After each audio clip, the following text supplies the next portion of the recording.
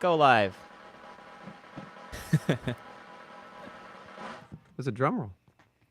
Oh, wow. And we're live. Yay! Yay! There we go. Hey. Okay, everybody, if you can hear us and you can see us, say pickle.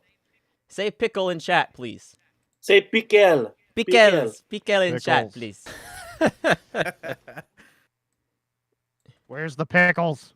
Oh, there's- someone there we said go. pickle. Oh, Here we we got a go. pickle. Here we There go. we go. We There we exist. go. We exist. There we We are. have 1 pickle, 2 pickle, 3 pickles, So, 4 pickles. they were under. Are you really gonna keep going with the accent? They were the whole under stream? chats talking the whole time. Oh my goodness. Oh, Say now there's fuzz. so many pickles. Say fuzzy pickles. Look at all the pickles in the chat. There are so many fuzzy pickles in the chat scrolling. Hello, everybody. Welcome to the Insane in the Rain album launch live stream listening party / Q&A session. I am...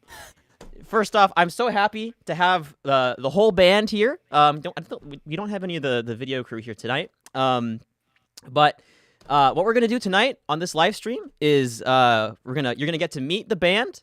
I'll introduce all of them shortly, and we're also going to listen through the entire Insane in the Rain album. It's 8 tracks long. I think the total runtime is like 47 minutes, something like that. So it's not crazy long. We're not gonna do it like in one fell swoop. We'll like listen to song by song, and we'll pause and stuff. But I am, for me, this is my first original album, right? Which it was a very big jump away from doing all the game music covers, and I'm so happy to have had this great band to work with, and like these people who just brought my compositions to life. For instance, let me show you what would have happened if I chose not to have this band play. Here's a little audio sample.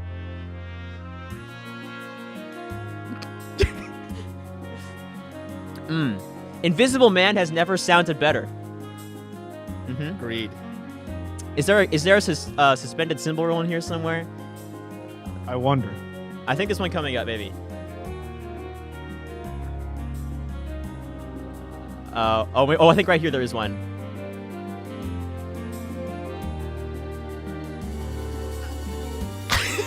There it is. Oh, that takes me back to writing out finale sheets. That was the most metronomically perfect cymbal roll that I've. Oh no, wait, I think this one's the better one.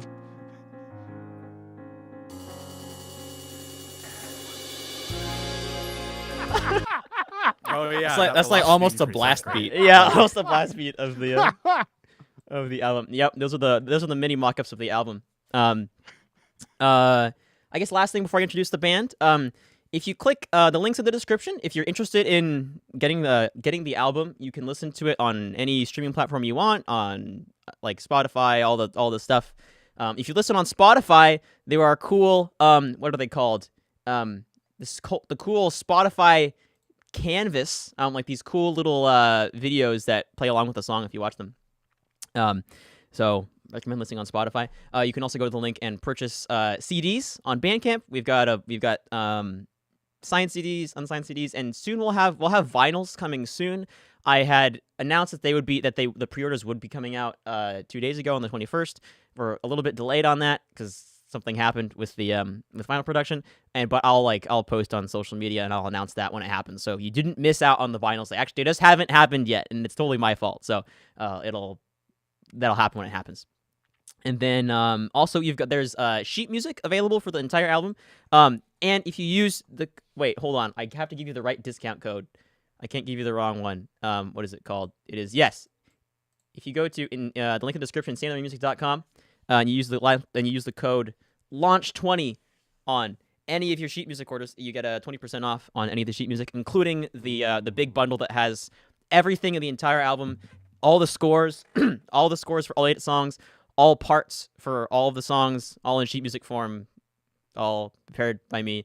And I also used Rob's after we finished recording, Rob gave me this big long list of little edits that he suggested in some of the parts. So I went back. I actually went through the list. I didn't make every change because it took in every part, but I did. Rob did help in terms of getting I'm the sheet glad. music. Yeah. I want to hear. I want to see the updated version. Rob was very good at pointing out the times when or you were good at pointing out the times when I changed keys, but I didn't know that I changed keys, or I forgot that I changed keys, like like I wasn't thinking about it. So yeah. Before we get started, let's introduce the band. How about we introduce the band in score order? You know, whenever I have to like write all your guys' names down, I always go in score order in my head because that's the order that sticks with me. Man. So I guess that means I'm first. I'm Insane in the Rain, Carlos Eiene. I played alto sax, tenor sax, EWI, and all the studio performance videos, and a lot of overdubs in terms of like synths, percussion, and some other wind instruments in the background and stuff. Beneath me is Andrew Sumabat. You wanna introduce yourself? Hello, my name is Andrew. Let's go! Nice! Yeah! I played trombone and a little bit of trumpet and flugelhorn. Yeah, That's and important. flugelhorn. That's true. Flugelhorn's actually more important than trumpet, in my opinion. But yeah, I played that on this album, and I had a fantastic time. Do you have my flugelhorn in your room right now? No. Oh, Not in my room right now. so I lent Andrew my flugelhorn because we had this problem where like like on trumpets you have the valves are supposed to go in a certain specific way, and there's usually like a little plastic piece that keeps them from rotating. But on my flugelhorn, that plastic piece is broken. So Andrew was trying to fix it, but apparently, like you said, it was so bad that like if you so like I was practicing it. I was practicing on Carlos's flugelhorn, and like valves 1 and 3, the plastic bit broke, so they just keep rotating and rotating and rotating inside and the they never trumpet, stop. inside the It's flugelhorn. while I'm playing it, so it's like it's just the worst. Oh It's goodness. pretty funny though. Well, thanks for dealing with that. That's Andrew Sumabat on trumpet, flugelhorn, trombone. Next down will be guitar, piano, bass, drums. So guitar, we've got on my the bottom left of the screen is Josh Vasquez, guitar player. What up? Yeah, I'm Josh. I played all the guitars on this record. I enjoy long walks on the beach, and I can also answer any question about the TV show Lost that you can possibly think of. Now, Really? Josh is our Josh and Nico here are our resident within the Insane in the Rain band. We also have an in-house John Mayer cover band. I mean, like, you're not wrong. There was a 30-minute set that happened in your studio, which I wish we got footage of. But. I think Very there's a couple clips on it. Maybe we'll have to put them out somewhere. But unfortunately, we couldn't get the licenses from John Mayer to release the song on the B side of the album. So oh my goodness. So that's Josh. Guitar, piano, bass, drum. So next up is Rob, top left. Rob Kovacs. Say hi. Hi everyone. I'm Rob Kovacs. I played the keys on the record, piano and Rhodes, and I'm a singer-songwriter and composer, also known as 88-bit. I have a separate project where I do a bunch of video game music. That's how Carlos and I met, and I also stream on Twitch, which has been a lot of fun. Yeah. Rob just performed at TwitchCon recently.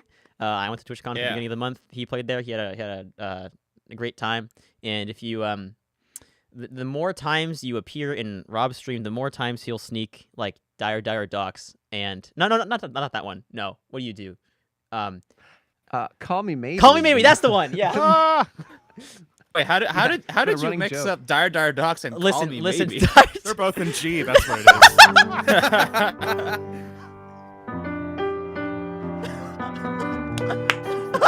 Oh my god. Dire, that E flat with the sharp 5 and Exactly. Dire maybe.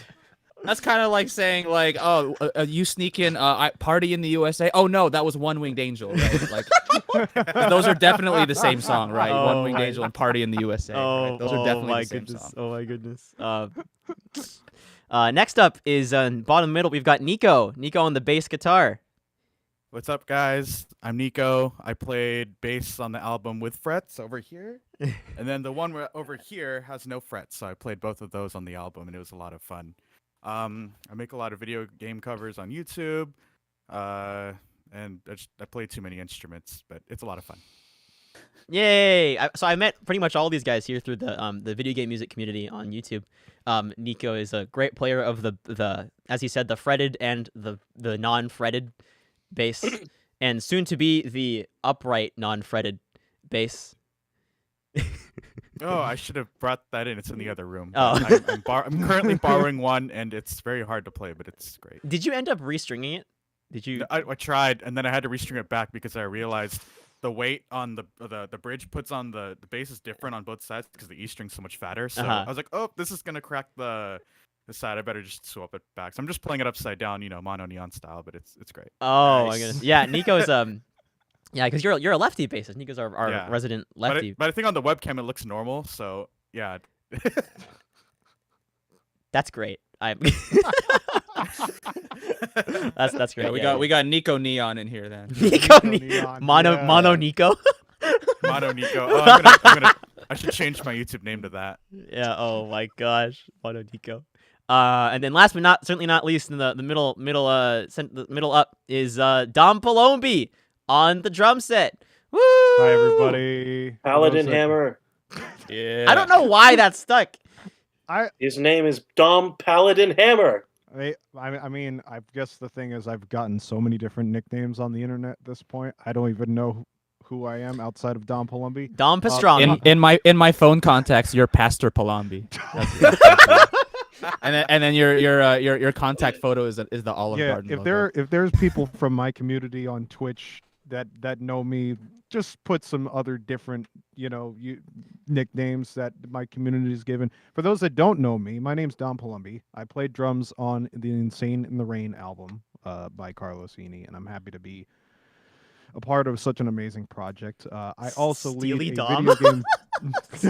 I love this pretty one. good. This was Steely really Dom. good. I like that one. That's pretty good. I also have gotten to meet all these wonderful human beings and musicians through the video game music community. I've been streaming on Twitch for about 4 years at this rate. I also lead my own video game funk fusion band called Game Night, which we've been with the band has actually now been like a thing for almost a year, which is crazy. Yay! On and off, but I would not have. I think the first time actually Carlos and I met, I was sitting in with the Soul Bros back in MagFest in 2019, and Carlos also happened to play with the guys at the time, and we both like looked at each other like, "Oh, you're pretty cool. We should exchange our info and stuff like That's that." a funny way of saying that we fell in love at first sight. I mean, you're not wrong. Oh man. Yeah, so happy to have you on the album, Dom. I'm glad that you and everybody else here could be a part of this project. And if you'd like to check out more of everybody's individual things, I have in the description of this live stream, you should be able to click on everybody's links that go to their own respective YouTube channels, I guess. And not everybody here is super active on YouTube, but assuming their YouTube channel is linked to some other social media, it should take you there as well. So, in case you're interested. Been more active recently because I've been reposting a lot of stuff from the 4-year stream, which was crazy. Yeah. So. Oh, people in chat are saying they're shipping the two of us, Dom. Well, you know what's better than shipping? You know what's better than shipping? But shipping me and Dom is shipping yourself an Insane of the Rain music CD, which you can buy by going on to insaneintherain.bandcamp.com. Good transition though. There we go. And with that, I think we're gonna kick off the listening party. We're gonna start off with the first tune on the album. This is called Forward. It's very much inspired by the bands, Japanese jazz fusion bands like T-Square and Cassiopeia. I play iwi on this track. This is the one time I play iwi on the album. And yeah, here we go. This is Forward. There we go.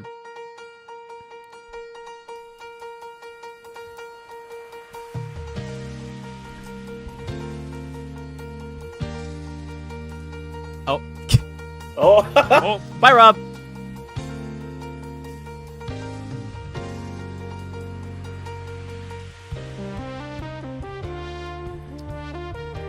We also don't have to be dead silent while this music is playing. It's okay to. True. I'll just be reading chat.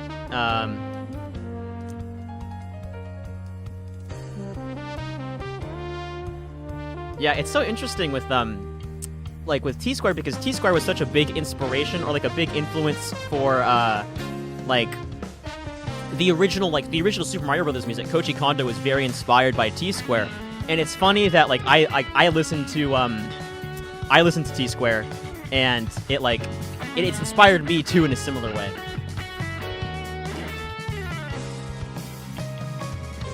Turn this up a little bit.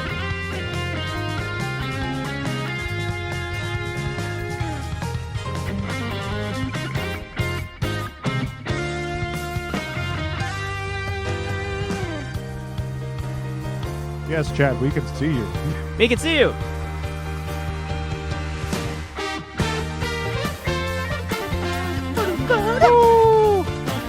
That first hit gets me every time. Yeah.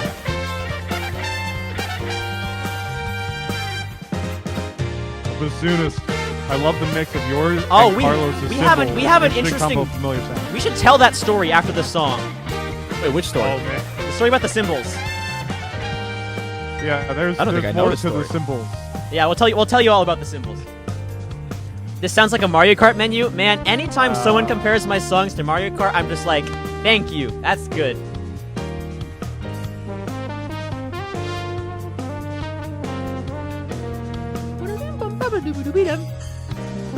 Get up and dance. That's what music's all Rob about. back.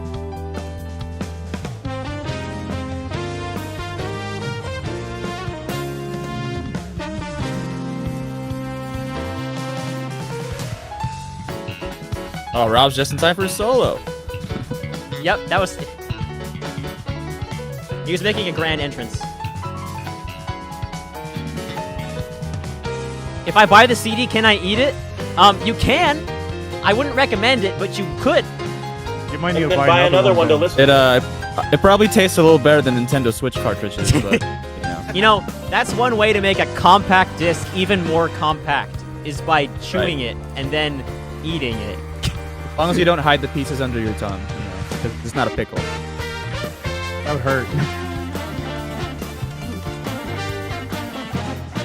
I love the part of the music video where Carlos is just astonished by the guitar solo. I mean, what's like when I do. I think I remember that clip. I Yeah, don't I'm remember like, experiencing it in the moment, but I remember the clip.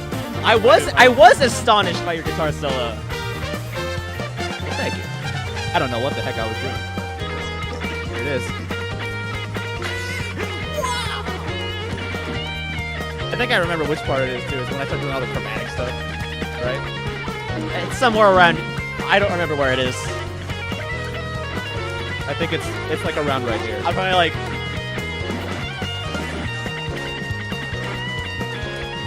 That was a dramatic reenactment of my reaction to the solo. My favorite Carlos reaction so far that's been released on YouTube is the reaction to Andrew in one of the other songs. Oh, the Ubuntu, like the trading section? Yeah. Yeah. That's Yeah. right. That part's good.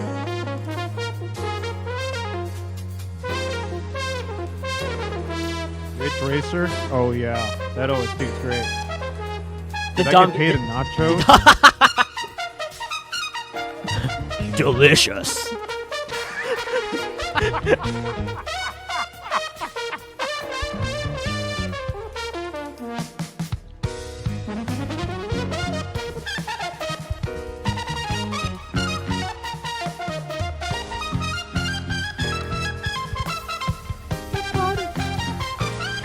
Hey, Carlos, Yeah. are we still gonna get Santos and make the new band called 3 Weeks? Oh my god. Tanmi, thank you for the sun and yen. Arigatou gozaimasu. Nico, I hate to toot our horns, but we played that stop time part like it was so clean. Oh, I know. Yeah. Oh man. Is that just us playing that, or is Rob also playing that in left-hand piano? Which I like the but I think Rob was on left-hand bass too, probably. I think so. Yeah. I think Yeah. so. Well, the three of us, we played it like I just noticed it now. We played that super clean. Like it was so sick.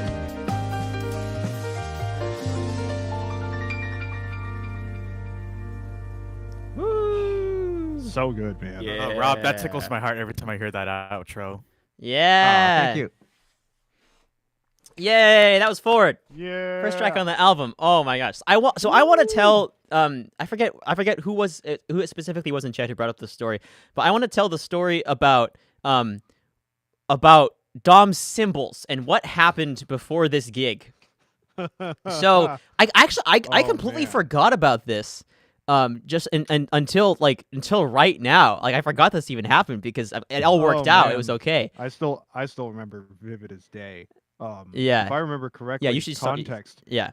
So I want to say at least 2 or 3 weeks before the week that we spent in Seattle, we had a trio VGM band gig with Disco Cactus, my band Game Night, and Chris Williams' band, the Red. Oh, I think I remember this. this story now. Yeah, I think I remember. And Carlos actually came out to the East Coast and joined us for that night. We played at it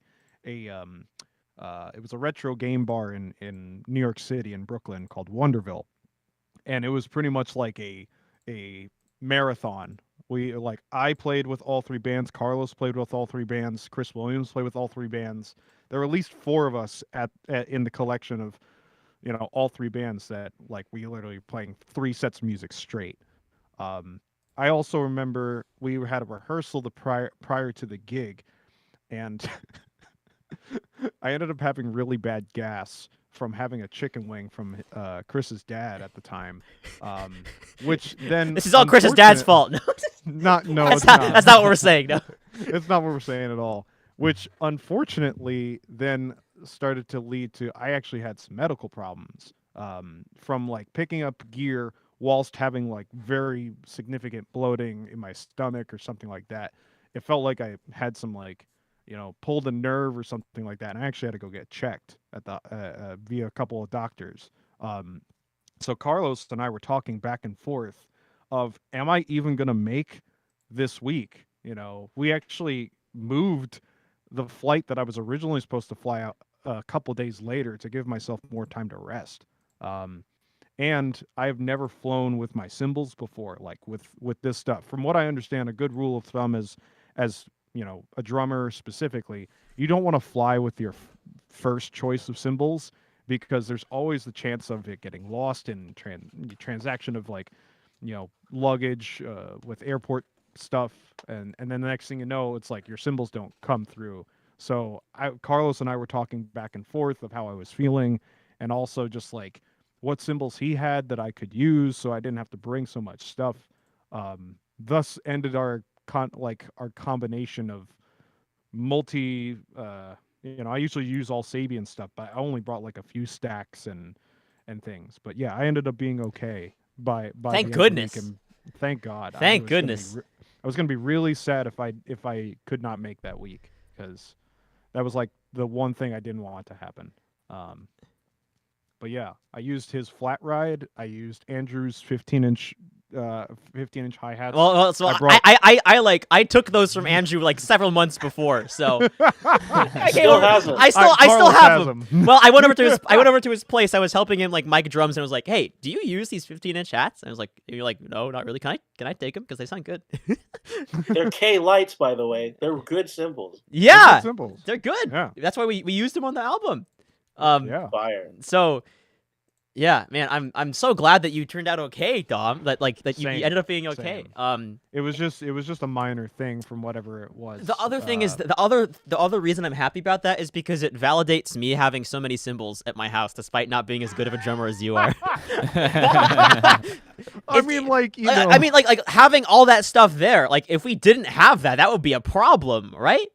Right. And we'd have to probably go out and find some stuff. yeah, But it's it wouldn't have been as simple of a solution. Oh my God. Let's go. Did we bring all our own cymbals too? The whole kit, right? We brought the whole kit to the studio. Yeah, we also actually at the time, I remember at the time when Carlos and I were talking about the drum sets that the studio that we recorded at, what they had. We thought they had an array of stuff. I was thinking they were gonna have a fusion kit, they were gonna have a jazz kit, they were gonna have a rock kit of sorts with just like large 24-inch sizes or whatever, and that sort But of they thing. only Just had for like kind of, one and a half and like they a literally lot of only had piecemeal like stuff, 2 right? kits that were Yeah. only because it was a vintage studio. The studio was like, oh, we only have like these 2 kits, and I would have to like Frankenstein to put something together. So then Carlos and I got, looked at each other and be like, I might have to go back to your place to get your drums. And that's what we did. So And then then they did. Rob and I drove the van, took all of the drums. I forgot my Earthwork microphone, so we couldn't use the 16-inch floor tom that we brought to the studio because Nope. we forgot the microphones there too. But yeah, we ended up using Carlos's drums, and I want to say like sounded 60% of your cymbals. It sounded great. Yeah, we used to mix. I mean, like the 2 crashes are mine. There's the flat ride Yeah. is mine. Flat Actually, ride's both rides are mine. The flat Both ride rides are and yours. the Istanbul whatever one I Yeah, have. That's on my I pretty kit now. much had it was these 3 stacks like this Yeah. chopper. So like the only things of yours that we used were like the small, like basically those 3 small sets you have. those things. Yeah. Those whatever those sounds were, man. So yeah, I'm glad that worked out okay, and it makes me glad that we had my kit to begin with. Yeah. Yeah. Man, these are the stories that I want people to hear at this stream, right? Because nobody gets to hear them. Goodness. If you're just joining us, we are currently we just finished listening through Forward, where we're going to be listening through all the songs on the album, not all in a row. Probably listening and then stopping to tell a story, and then going back and forth, stuff like that. Yeah. Cool. I think it's time we move to the song number 2 on the album, which is Luminaire. So the story behind sorry, I'm getting notifications from Andrew texting me. Sorry. And it's these loud dings and like, Andrew, come on. The vinyl's not available to purchase yet. We are waiting a couple days for that. I think it should be launching within like the next week. I'll it's not out yet. I'll make an announcement when it comes out. So you're all good on that one. So the story of Luminaire is that it was I had this idea for like a happy, exciting tune. Like I think my first idea was that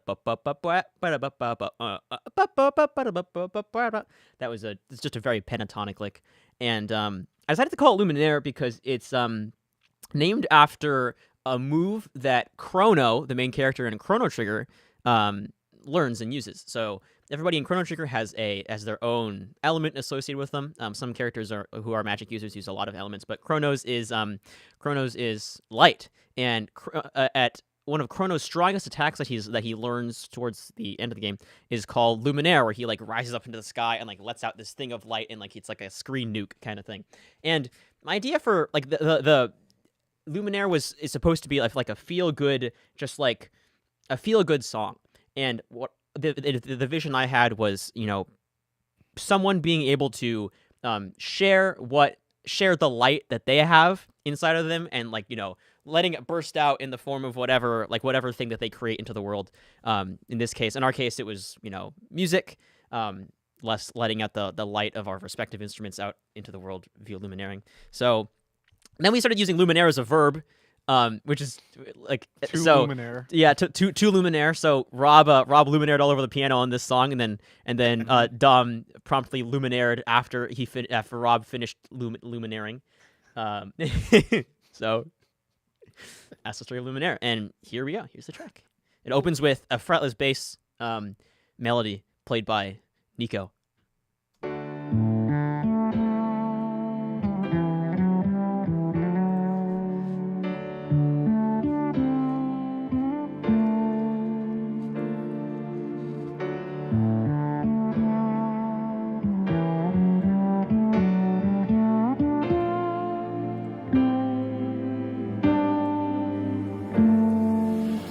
Oh, that's a way better suspended cymbal roll. It's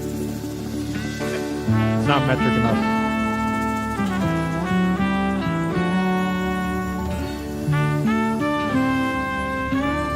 What did you say to me when I was doing those floor tom rolls? Make it sound like thunder. are like thunder or like dark clouds in the sky, but the sun shines through the dark clouds after the rain. That's the image I have in my head. I remember you saying something else, actually. That's what I think now.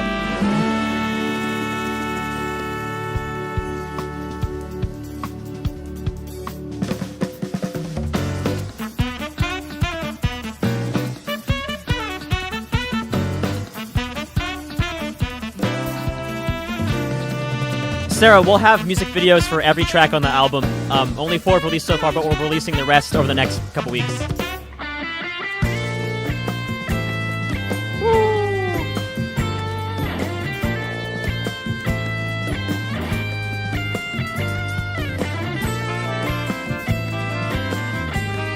Man, I love this chord progression. It's almost like it's from something. You know? Does anybody in chat? Does anybody in chat know what that chorus chord progression was from? I want to see if anybody in chat can figure it out. I don't even know. Yeah, we'll see.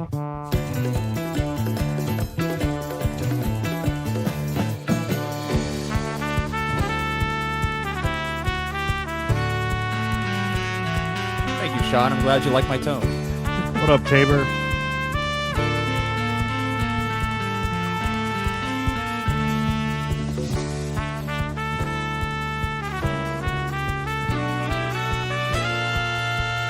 It's from Mullins is here. it's from Luminaire. Science got it. Last surprise. Wait, who got it? Oh, Cyan yeah, there we go. SFP64. There we go. Yeah, it's I forget, Carlos, was that on purpose or was no. that like It was completely by coincidence. It's like a B flat major 7, A minor 7, A flat major 7, G minor 7. Which is Last Surprise, just by coincidence. Tabor, Carlos wrote in the 4/3 thing. Kind of snarky puppy. Very snarky puppy. Who? Yeah, this is the most. Who? I think this is the most snarky puppy of all the songs. Right? I think so too. Record, I think, yeah. Actually, I think it's the only one that's like screams snarky puppy. I don't think any of the other ones do, right? Or am I alone? Am I alone in that?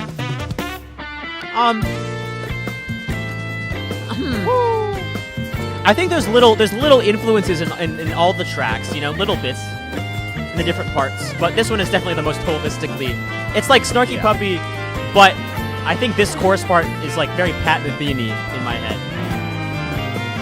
I could see. Especially. Oh yeah, I think the acoustic guitars kind of remind you of like Minuano. Yeah. Is that what it's called, Minuano? Yeah. That tune, yeah. Oh, also, this is the only song on the record that has acoustic guitar on it.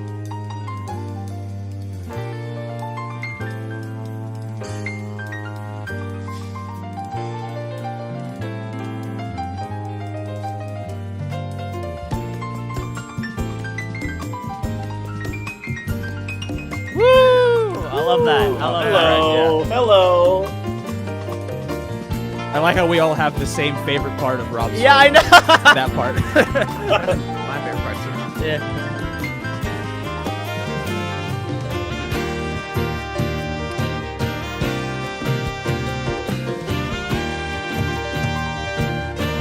And All now right, y'all, time for hang on. Dom Right. to Luminaire Hang all over on. the drum set. I'll put your seatbelts on, y'all.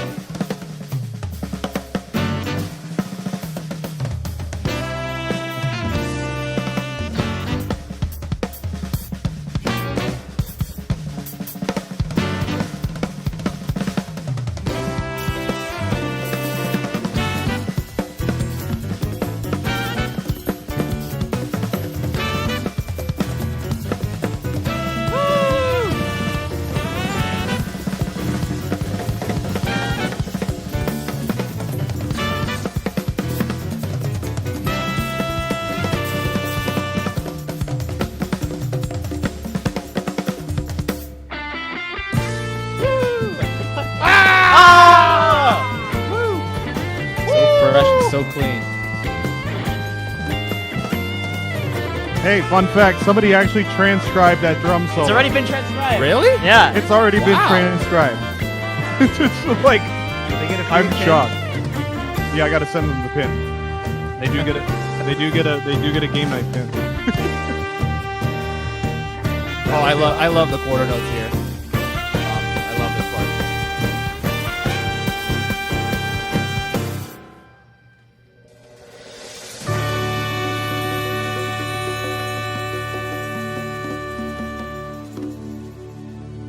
And the conga toned in D. Yeah, I was gonna say.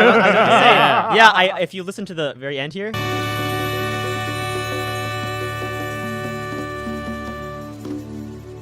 Now, because I was playing the conga parts of this, and I don't normally tune them to the song, but in this case, I did. I tuned them to D and A. These last chords are D, so it's like dun dun dun dun dun dun. It was nice. Like baby timpani. Dom said it was Lumen That's time. exactly what I was thinking of. I was thinking of like little tiny timpani parts.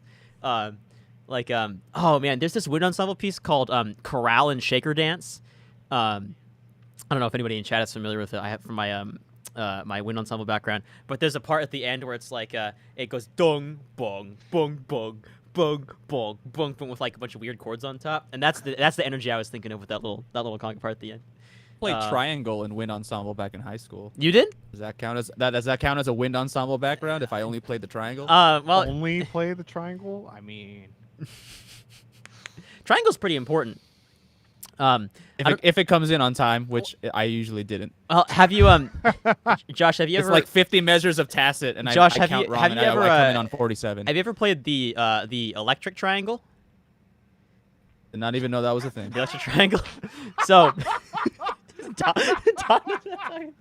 I'll show you the video. Dom's not okay. I'll show you the Oh, video. man. Is this video I that officially lost Dom, y'all. is this video we found where a guy is like he's like I've invented this new instrument, the electric triangle, and there's a shot of him plugging it into the wall, right? And then he holds the triangle up, and then there's the beater, and then he starts playing the triangle, and like sparks fly when he connects the beater to the triangle because like they're both electrically charged. And then he like plays it. It's like. Amazing.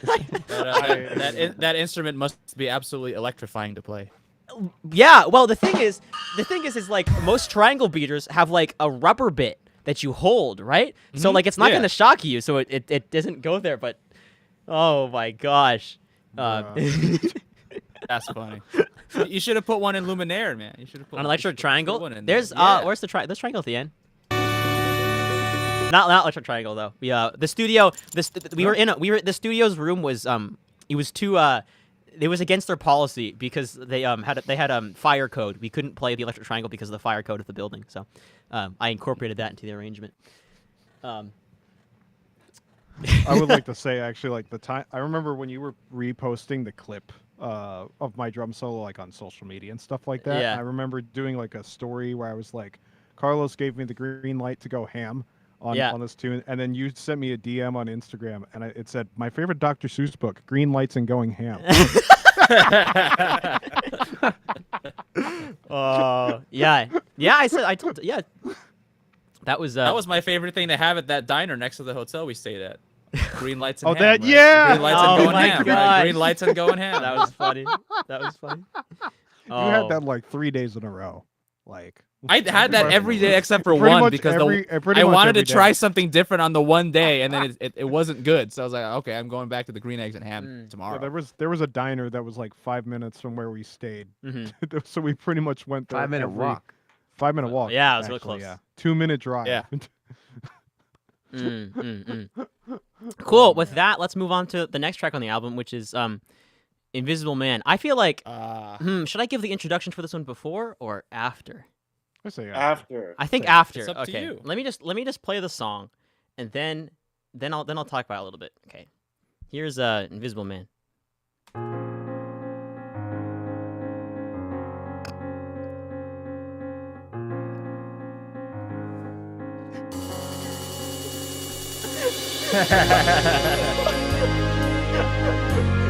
Just kidding. That's not Invisible Man. That's the MIDI ball. Right as I'm drinking water. I was like, wait a minute. That's the MIDI version. That's not my drumming. That's the karaoke special. Yeah, Chad. Who's ready for who's written lyrics to this song? I'll tell the story about that after the song.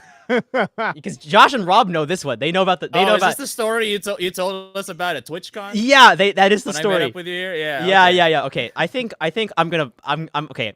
I'm not gonna meme this time. This time we're gonna play the actual song. It wasn't my idea, I swear. Yeah, wait, I gotta play that. Wait, that beautiful cymbal roll. Wait, where is it? Where is it?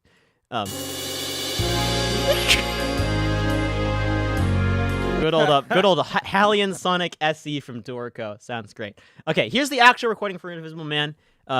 This is inspired by it's a very anime song inspired by music from Xenoblade Chronicles.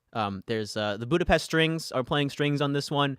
Andrew Sumabat's playing flugelhorn. I have a saxophone solo in this. Rob has a anime piano moment. And then Josh has a guitar solo at the end. This is Invisible Man.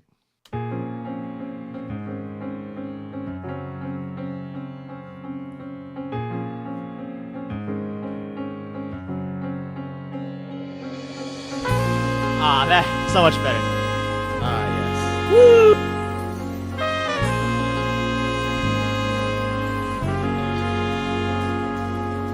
Beats MIDI.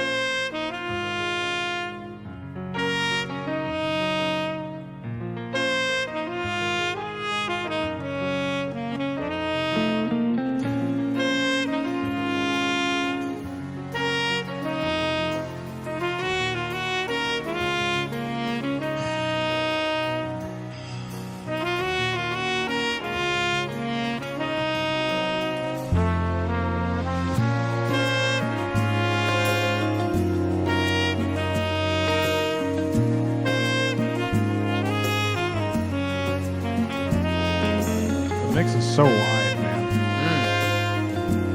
I put a stereo widener on the drum overheads.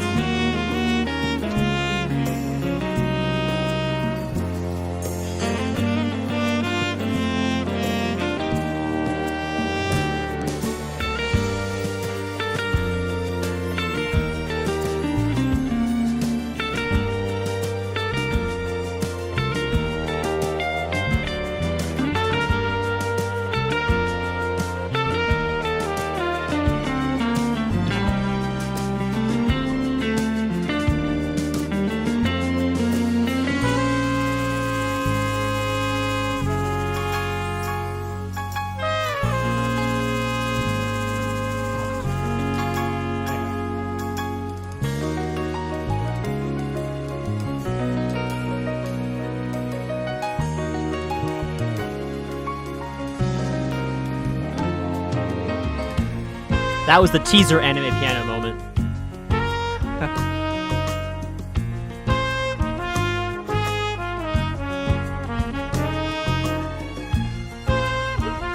The strings hated playing this part. It's awful.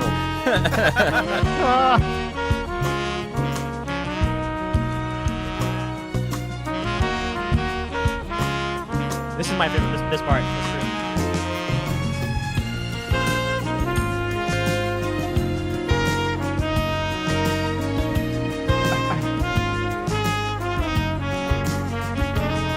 I love that electric triangle part. Sparks fly.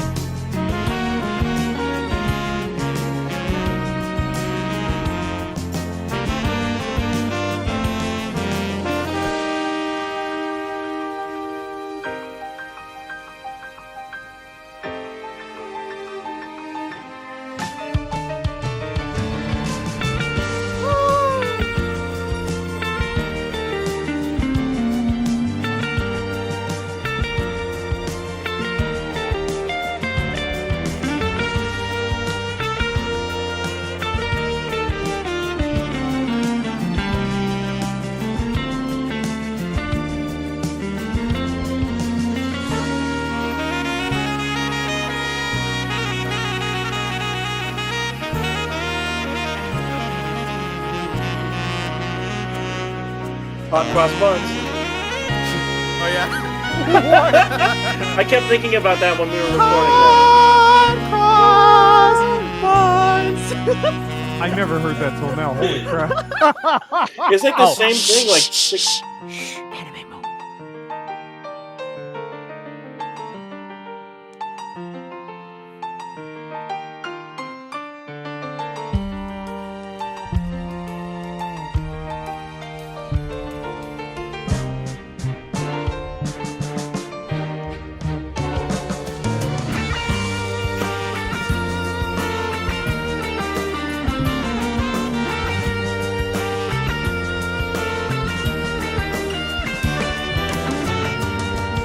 Favorite part here.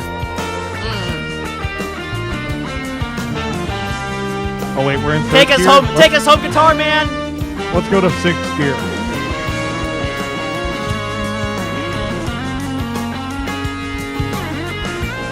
Woo!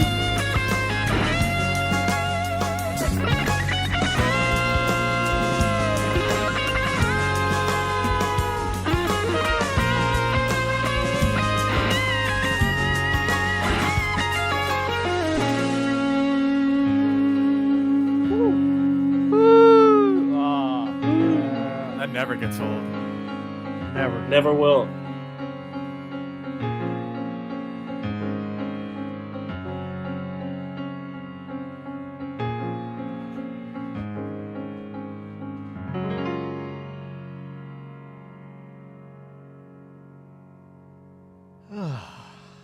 That piano tone, man. Man. Heck yes, Yeah. Rob. Yeah. Heck Yeah, yeah. it depends Wow. on the day. Like when you ask me like what my favorite song on the album is, it's either this one or The Missing Piece, depending on which day. It always flip flops between those two. Yeah. Oh, well, get there. I can see good reasons for liking all of them. Yeah. Man. So. And I forgot, I saw it in the chat. I didn't want to say anything, but I saw someone asked specifically why the strings hated playing. that Yeah. part. So Yeah. the verse section, which is the ba ba da, is in the key of B flat minor, which has 5 flats in it, which is and is most string players, like the open strings on like the violin specifically, are G, D, A, and E, which lend themselves better to playing in sharp keys usually, like around like D major, A major, G major, things like that. But so B flat minor is like super far away from any of that. So and also because those those passages in like the middle section here, yeah, are like so pitchy and not really like that one in particular took a long time to get right because it's not like it's not really a scalar, you know. So it was difficult to get that, and there was a whole lot of takes. The way that recording session happened actually was, so the band recorded in July here in Seattle. The strings hadn't been recorded yet. I had like demo versions of the percussion and the and some of the synth stuff that was playing in the tracks along with the session, but the strings hadn't been recorded. Then in August, I remotely attended a session with the Budapest strings. I was on the East Coast at the time doing another project, and I had to wake up early in the morning, and I was there on basically on Zoom, and like there was just a conductor, and I was talking to the conductor, and we recorded strings for 3 of the songs on the album, and we recorded strings for Flow first, and that one wasn't too bad really. There were just a couple notes, and most of this song went fine, but once we got to the ba-da-ba-dee-da, it was like, oh no, like this is really really hard. But in the end, after the players got a few chances to read through it, it worked out, and we got the recordings you hear. You should have written it in B minor and then pitched it in post. Oh my. Oh man. Yeah. Melodyne. Where was it recorded in Seattle? We went to a vast recording company Vast. I don't know I forget what neighborhood of Seattle it's in. Greenwood. Greenwood? Yeah. Okay. Yeah. I think so. They're Yeah, known for Greenwood. like a bunch of like the Seattle indie rock kind of scene, right? Yeah. That's what they're- Exactly what our band makes. So perfect. Yeah, That's right. perfect. It's a very famous studio for they did a lot of sub pop bands like Fleet Foxes. Yeah, Yeah. Fleet Foxes. Death Yeah, Cab I think that's the one that I knew Kittens from and- their. Wasn't It was a super wasn't there a cool superior space. drummer like SDX library recorded there? Yeah, there's an EasyX for Easy Drummer. Yeah, It's, yeah. I think it's Indie Right. Folk is Indie Folk. the expansion that was made there. Yeah, Oh man, that's funny. Yeah. Which so- is definitely also it definitely describes our band, right? Indie Folk. Yeah, indie. Yeah, especially Luminaire. You know that one. You know gave me Mumford and Sons vibe. Well, that Like, one's in D. yeah. And it has acoustic guitar. Bruh. Did-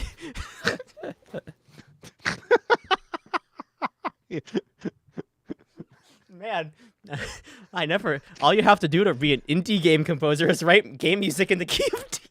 D. And that's the difference between like, so you have indie games and then you have AAA games where everything's in A major. Okay. Well, don't even get me started on religiously affiliated games where the only chord you use is G sus. No! No! No!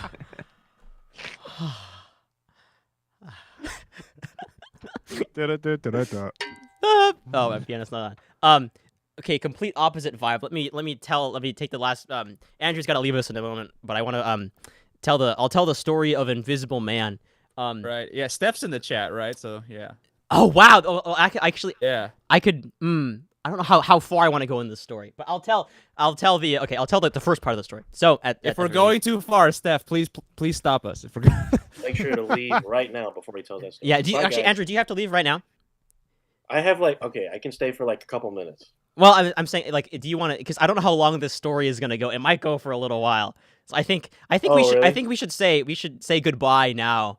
Okay, that's Yeah, fine. I think that's best. Bye-bye. Bye. Thank you, Bye, and thank you Andrew for being here. He's got to See leave. you, for dropping Andrew. in. Much love, buddy. Andrew is playing. The next track we're gonna play is Ubuntu. We'll get there after we tell the story. And Andrew's playing trombone on that one. He also plays on The Missing Piece and Insane in the Rain. So we'll introduce you even though you're not Bye, here. friends. Okay, thanks. All right. See you guys. All right. See you, Andrew. See, Andrew. Cool. So the story of Invisible Man. Oh gosh, I just heard Looker bark. You might have. Invisible dog. Well, right now he's not. I can't see him. Wait, Steph says no, not that one. Well, she says. I think you can. I think I know how far I'll go with the story. I know how far I will go with Okay. it. So Invisible Man is like it's a sad song. A lot of the times, for me, music is is a way that I process a lot of emotions. And one thing I think I've struggled with throughout my life is like the feeling of like not being acknowledged or listened to. The feeling of when you try and talk to someone and you try and tell them, like you open up to someone, but they're either like not capable of understanding what you're saying or like they just like kind of write it off. And that's what the story of Invisible Man is about. It's the story of, in this case, me, right? I'm writing it from my perspective, but I think it can apply to anybody. Existing in the world and feeling invisible, feeling like you have something you want to say, you have something you want to do, but you haven't found the people that listen to you, or you feel like you're routinely not listened to. I was thinking about just calling it invisible at first and not putting the man part in there because I didn't want to make it exclusive, to men. But then I thought about it more, and I actually think that the epidemic of the invisible man, if I may call it that, is actually more widespread than is widespread and not talked about as much. And I would describe it as men who are raised who are not able to speak about their emotions or haven't been in that environment or been told that just man up and power through it, right? Because showing said emotions is supposed to be weakness. Yeah. Yeah. Showing the fact that you care or that you're sad about something supposedly says that you're weak, which is absolutely not true, and that you're The opposite. the opposite, right? And I think that I think I was kind of I had some of I dealt with some of that when I was growing up, and in the past couple of years, I've been like unpacking that and figuring it out and how to express that. And one of the ways I've chosen to do it was like through the song, through Invisible Man. Okay. I for anybody in chat who's played Xenoblade Chronicles 2 specifically, there's a specific scene. There's a character named Jin. And there's a character named Malos. Malos is the main bad guy of the game. And there's a scene that I think of in the game where Jin is sitting like he's gone through a lot in his life. If you played the DLC, you know what I mean. He's gone through a lot in his life, and he's just like sitting on an alleyway in a city, and he's got like a hood on, and then Malos walks around to him and looks at him and extends his hand. And that's the scene that I kind of imagine. I imagine Jin feeling like that Invisible Man, which if you've played the DLC of Xenoblade, you will understand exactly what I mean. And you know the story, but I think it also applies to me and to a lot of people. So that's why I wrote Invisible Man. And this is like one of the tracks on the album that's like I can't believe I wrote this. You know, like. I still get that feeling with this one, not in like I guess like just like a wow, I still really like this song, you know. It's also really like I think it sits nicely on the piano specifically. It just feels it feels good under the fingers. There's a lot of second intervals in the piano part that I love. Yeah, there's a lot of a yeah. lot of that. I didn't put those in the guitar part. So you don't. No, it's okay. They sound better on piano. Yeah, honestly. So, yeah, they sound better on piano. Yeah. Oh man. So anyway, that's the story of Invisible Man. It's kind of sad, but the next song, Ubuntu, is not sad. In fact, it's the opposite of sad. So you may think you may hear the word Ubuntu and you think of Linux, like everybody in the comment section has been. Yeah, I looked at the comment section of the video this morning. It was all Linux. Yeah, all Linux comments. Yeah, it's not. I mean. I've never used. I don't think I have a memory of using Linux myself. Maybe it has Ubuntu energy, you know, but maybe I don't know. You never know. We have the Ubuntu technology. Oh my gosh. So I came across with or without nuts. Oh man. So I came across the term Ubuntu when I was reading this. Quincy Jones put out this book earlier this year called like 12 Notes for Life or something. Quincy Jones is like one of my inspirations because like as a music producer who's worked in a lot of different genres and made a lot of great music. And in the book, there's one section where he talks about meeting with Nelson Mandela and how whenever he would meet with Nelson Mandela, Nelson Mandela would tell him like to remind him of like Ubuntu and tell him what Ubuntu is. So it's a South. I think it has. I think it's like attributed to South Africa, but I think it also has history in other African countries or languages. I'm not exactly sure, but I'll call it South African for now. And it's like translates to like the idea of humanity or I am because you are, and that really hit me at a time. I had just gone to PAX East of this year, PAX East 2022, and that was my first time going to this, being back at like a big convention, you know, post like the worst of COVID, you know, and it just felt so good to be around people and to be around, you know, people who are also fans of VGM and just people that I knew and I had met, and I got the idea for this song when I was there, and I sang it into my voice memos on my phone, and then I read the book, and I was like, you know what, that energy I was feeling, that was Ubuntu, right? So I finished the song, and I called it Ubuntu. Yeah, that's the story. It's all about friendship and connection between people and how the world is a better place if you reach out and make connections. So here's... There's a rehearsal letter in the sheet music for those of you who are going to look at it. It says party time. Yeah, I think it's D. I think D is party time. When we the are an time indie comes, band, you know. So. When we yeah. Oh yeah, we have to do the handshake when we get there in the song. Oh yeah. when the party time comes, let's see the party in the chat. Party time. Yeah. Okay, here's Ubuntu. Yeah. Opens up with a beautiful piano solo that sounds like Seasons of Love from Rent, but isn't actually Seasons of Love, by Rob.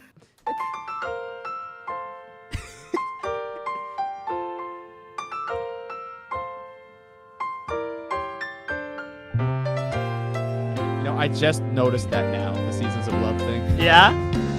Yeah, I just noticed that now.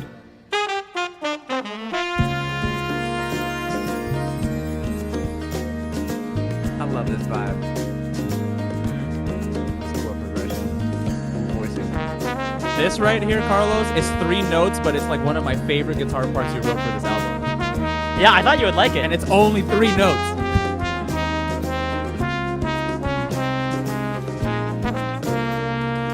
Mad Wii Sports vibes? Yep, there's the Wii Sports lick in here somewhere.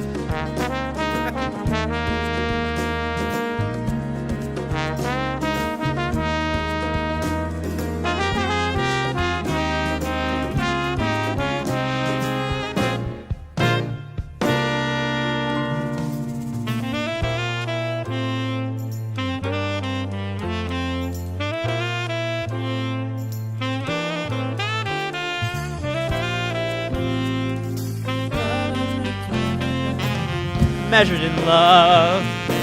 Right? Yeah, right. Party time. Party time.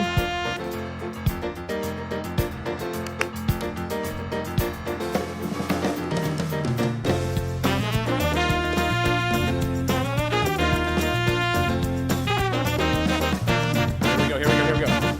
1, 2. I think I'm ahead of you guys a little bit because I don't hear what that. Yeah. Yeah. The handshake is not as impactful over video chat.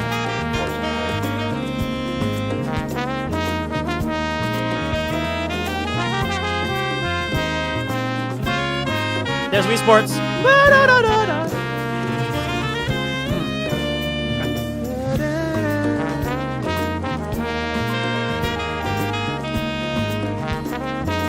love the piano just subtly doubles that. Yeah.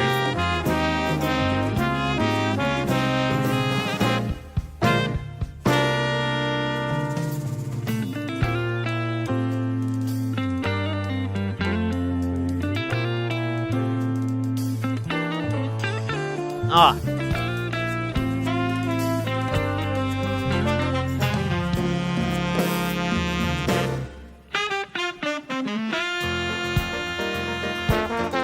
Okay, already. Are you ready for this? Are you ready for the famous jazz standard? Have you met Miss Jones? Here we go.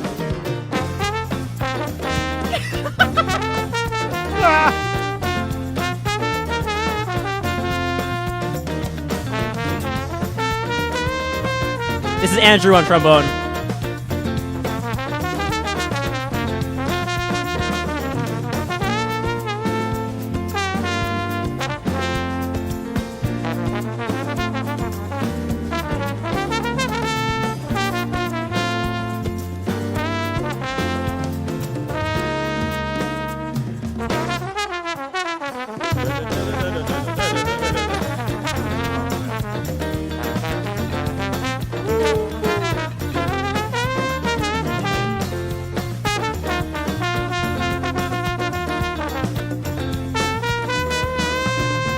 I love the transition between your solos.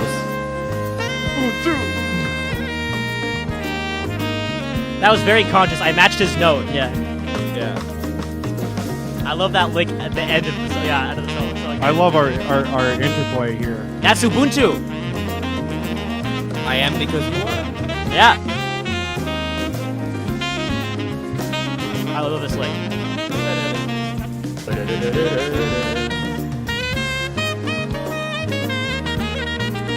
I like your motific development. Right here, right here. Oh yeah. Ah.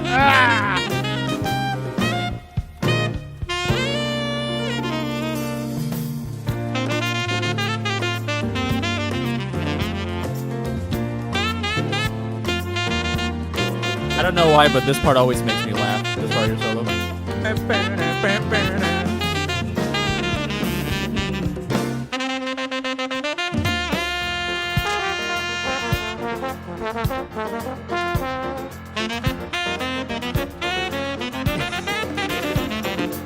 Oh, right here. We're just memeing. This is the end of the song. Big Ubuntu energy.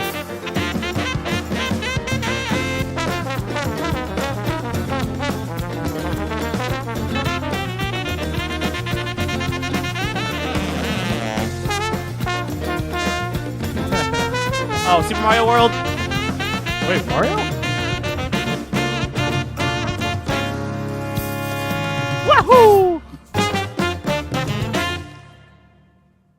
Yeah. Wait, did you guys? Did you hear the Mario World?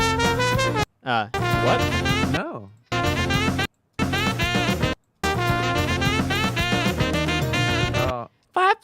Oh yeah, you're right.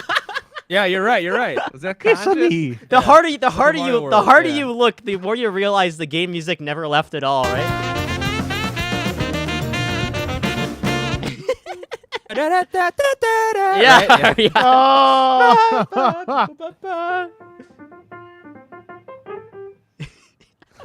Wow, Rob, I that love was that too, impressive. man. You played that without a hand. Without a That's hand. impressive. Yeah, your hand Invisible disappeared hand. there for Yeah, a because your second. hand was disappeared. Yeah, he's the Invisible Man. Like that's the cameo from the Invisible Man in here. Yeah.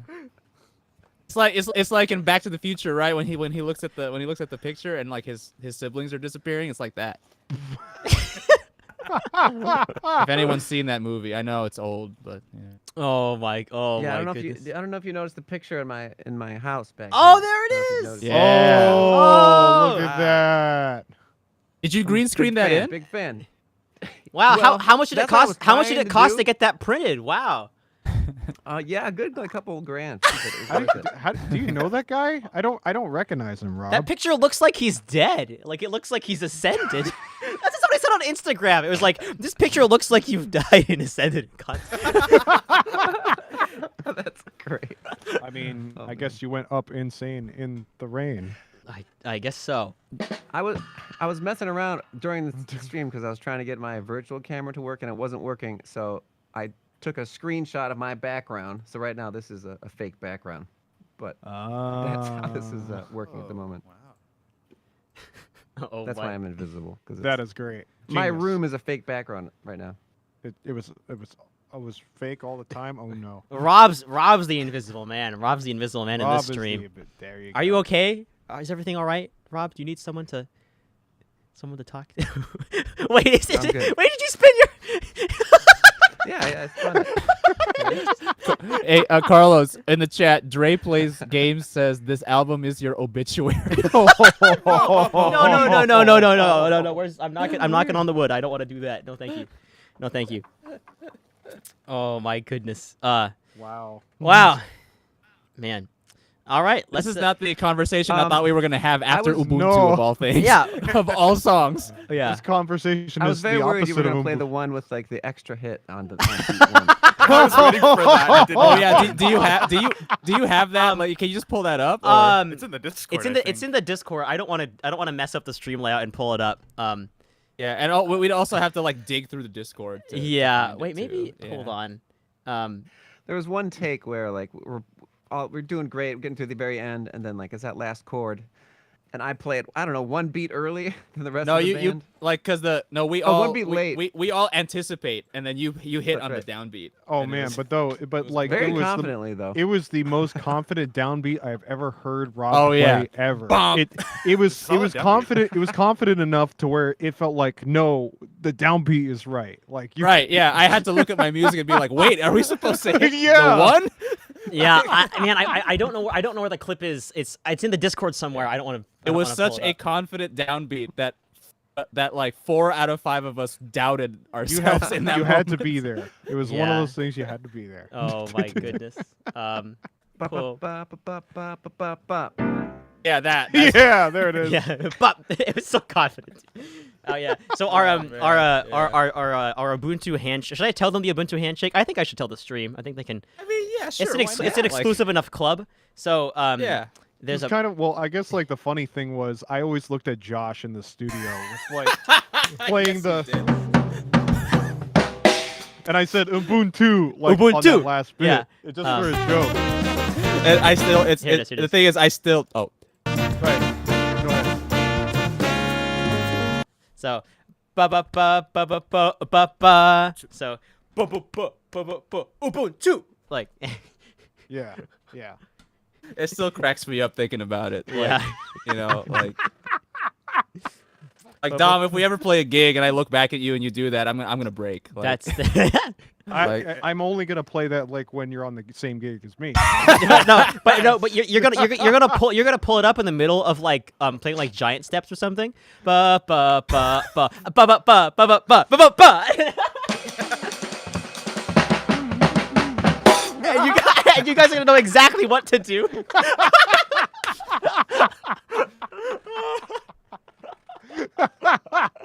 Oh my god, I cannot wait.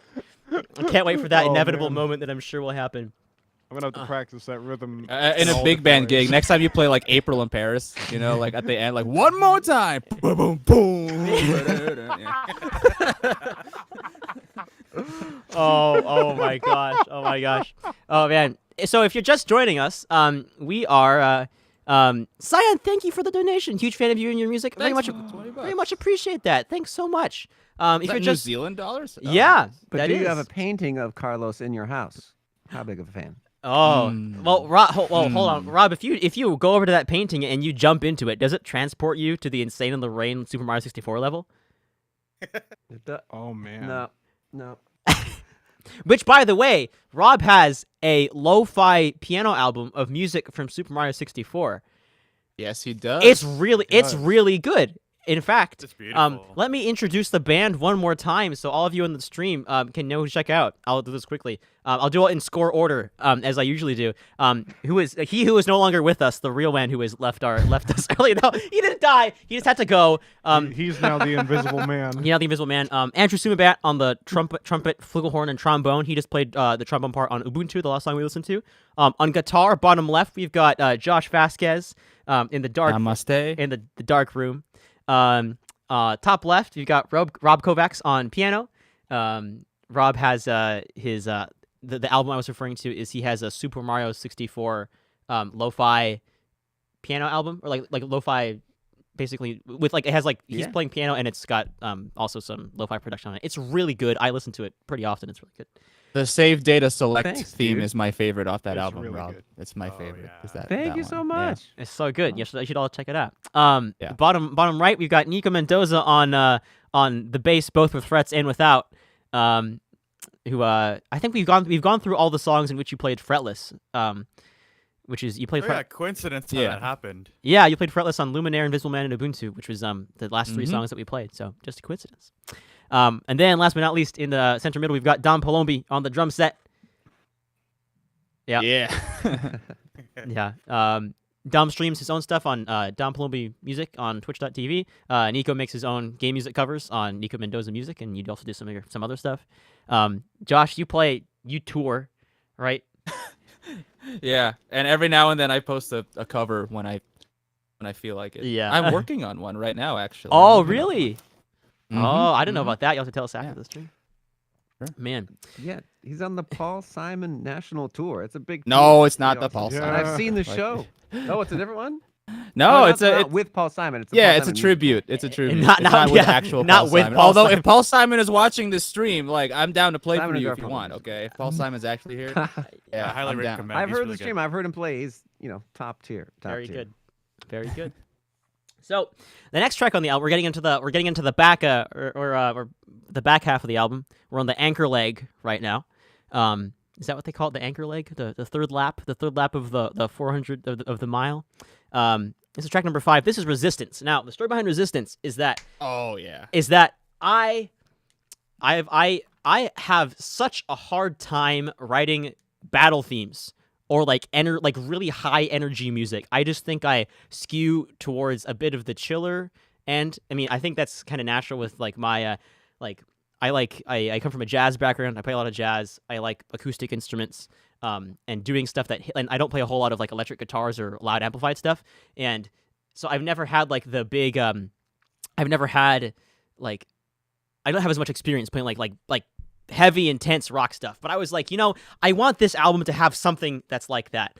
And there's also that's first half of the story. So I really have a hard time writing battle themes.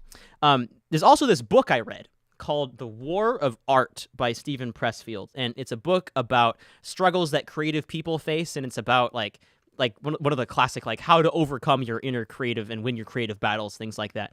And in that book, he defines the term resistance as basically as it's sort of like anything that gets in the way of you achieving a creative goal. And this can manifest in the form of like procrastination, coming up with excuses, feeling like you're not good enough, things like that. All these things that you create that are getting in the way of you creating. And the only way to get through resistance is to identify it and do it anyway, nobody can get you to start working on something except you, right? At the end of the day, you have to do it. So that was my experience with writing this song. And so I was like, you know what? I'm going to overcome my own resistance by writing a battle theme about how hard it is to write a battle theme and call it Resistance. So that's what Resistance is all about. And it is a very intense vibe. Also, Viva consoles. Resistance. I also saw Ryan Slacko here. Oh yeah, shout out to Oh, Ryan cool. Slacko in the chat, and also the consoles, and all other video game music fans who are listening in the chat. Appreciate you. The intro drums from Municipal Attack. It's funny you mentioned that because it's exactly what I was going for. Just yep. Yep. That's it. Okay, here we go. Sure.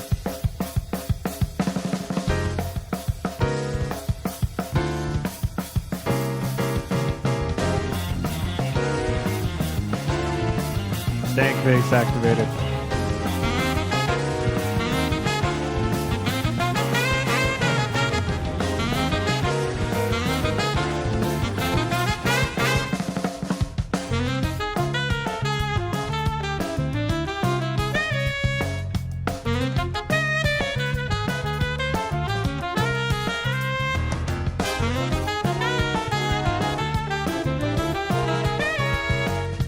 This is also me playing trumpet and French horns on this. Sorry, horns.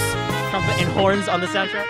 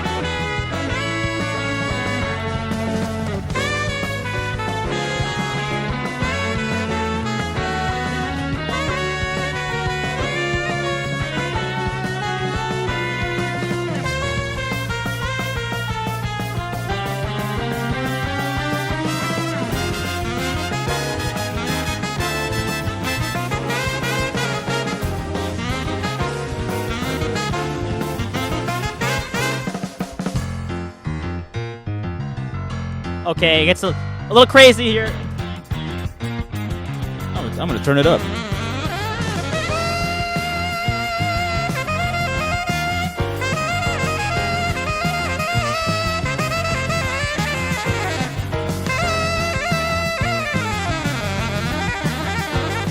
This is what it sounds like when Resistance wins.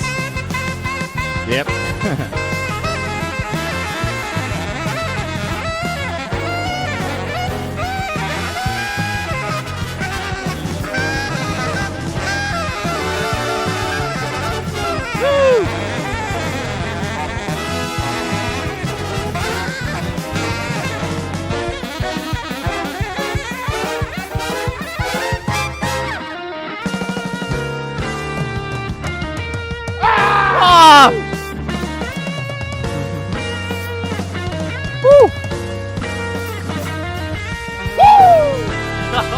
Dom, have you transcribed all of your own drum parts at this point? Like maybe.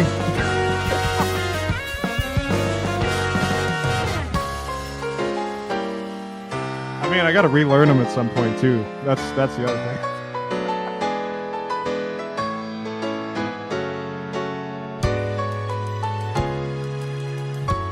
Is that supposed to be Star Wars? I stole it from Mars. So, it basically is Star Wars because it came from Holst. So. Okay, here comes Dom Palombi's drum solo. More luminaring.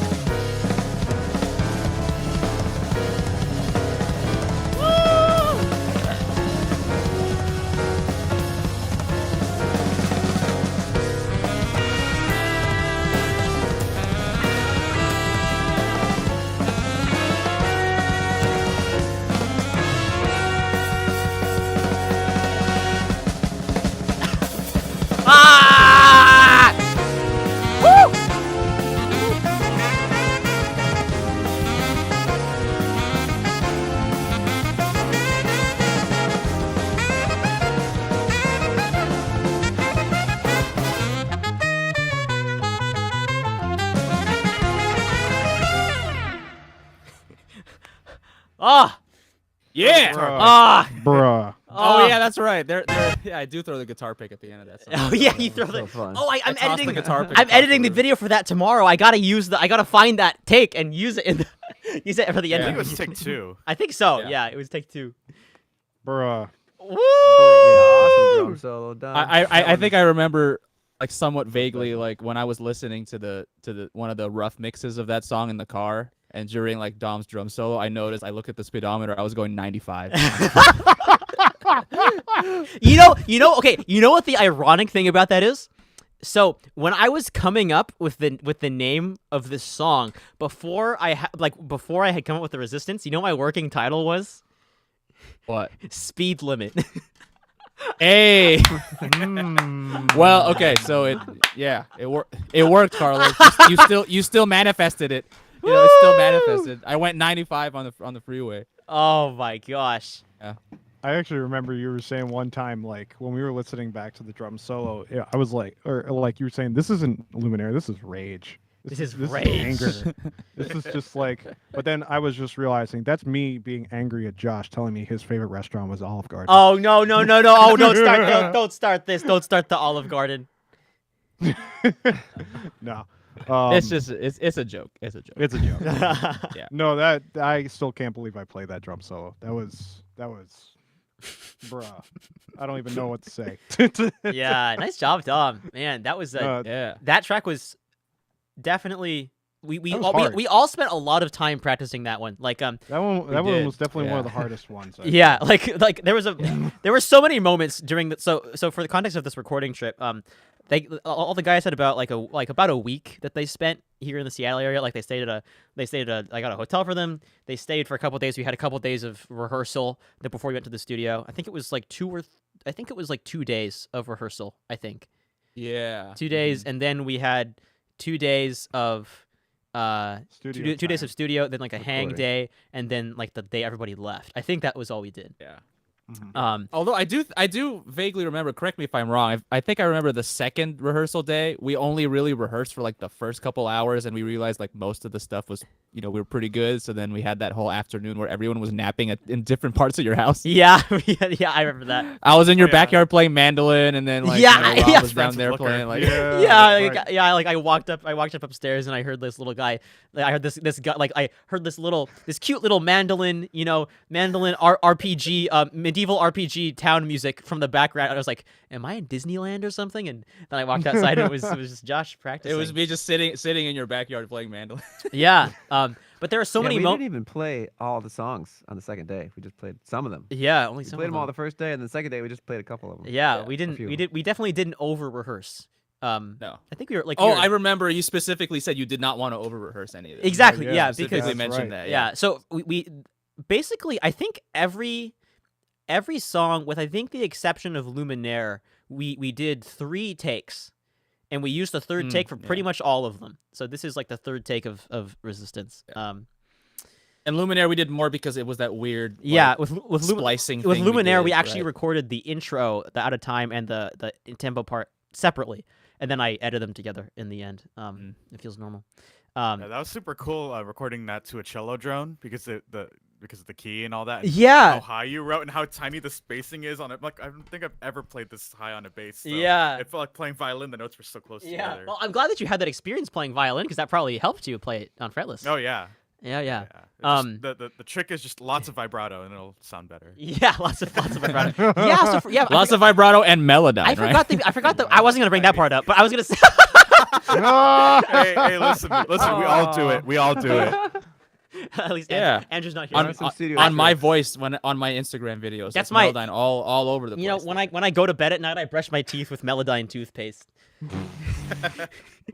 Sensitive. Oh, that's right. This- Didn't we accidentally call Melodyne Sensodyne? No, once? Didn't we Andrew calls accidentally do that? Andrew calls Melodyne Sensodyne all the time. It's so silly. Because I wanted to. The whole reason I brought up the story is because every like when we were not rehearsing, Rob was always practicing. I was gonna Always. say the same thing. Always, which is Well, like he was like the most reason dedicated for back that. because it was hard. It was hard music. Right.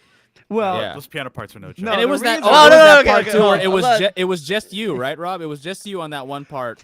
of that part, last song yeah. in Resistance. Yeah. Yeah, I was shedding the whole rehearsal because I had some stuff going on like in my life prior to the thing, and I was like, holy shit, it's a week before I have to leave, and I haven't started rehearsing yet. And I also had listened. I don't know if I mentioned this, but I listened to all the tracks like on the MIDI like ahead of time, and I was like, okay, this doesn't sound too bad. And I was like, oh, there's no piano solos on it. All right, so it's not gonna be too bad. It didn't occur to me until I actually was like rehearsing. I was like, wait a minute. Well, of course there's not gonna be any piano solos on the MIDI. Oh shit! There's a bunch of piano solos. I didn't know about that. Oh my god. Yeah. I just remember we were gonna go out to get food, and then we're like, hey Rob, you want to come? No, I want to. You're like, oh no, I want to stay and practice this, and you were practicing that one part, right? We left, ate food, came back. You were still practicing that same part. The exact same part. Yeah. Oh my god. To clear, yeah, I had practiced the whole set, and then I came back to that part because it just didn't quite have it in my hands yet. It almost But it came like, out. We see, got it. It came out right. Yeah. It sounds It great. worked out. It worked out okay. Yeah. Good practicing. Man. All right. Next track is Flow. Now, Flow is this one's pretty different, I think, than a lot of the. It's different. It's different in a different way than Resistance is. So I wrote Flow in 2019 originally, and it was like for, at the time, like, this arrangement is like for like a full orchestra, basically, like full wind section except oboe and bassoon because I don't play those. Woodwinds, brass, full strings, and like then our band on top of that. But in the 2019 version, it was pretty much just like it was like the band stuff plus like a few saxophone parts and like a flute part or something like that. So it wasn't quite as expanded as this arrangement is. So Flow is a song about. I think it has a couple different meanings. Like the I wanted to create a song that like portrayed like the passage of time throughout a day. So you can there's a couple ways you can view it. If you view it in like the timeline scale of a day, it's like I'm very much a morning person, so I feel good when I wake up, and like I think the start of the song, kind of blossoms and has that morning kind of feel, and then it eventually like settles into a groove, which is when like I get started with my day and like things start going, they feel good. Then there's a part in the middle of the song where I take a nap. You'll know exactly which part that is because it's completely different. And then after the nap time, I wake up, and then it gradually becomes party time, and it builds to a guitar solo at the end of the song, and then the song fades out after that. So that was the original conception. But then when I put out the first song, when I put this song out in 2019, someone put like this comment, and that compared different timestamps of Flow to different moments in like a slideshow that would play at their funeral of like things that happened in their life. So it's like you can expand like this whole arc of Flow to like the trajectory of someone's life, which is like really weird and crazy to think about. So it's a very big and like expansive song. So yeah. I hope you like B flats.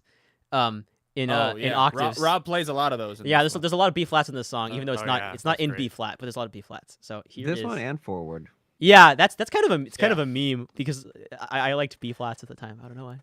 Okay, here's Flow.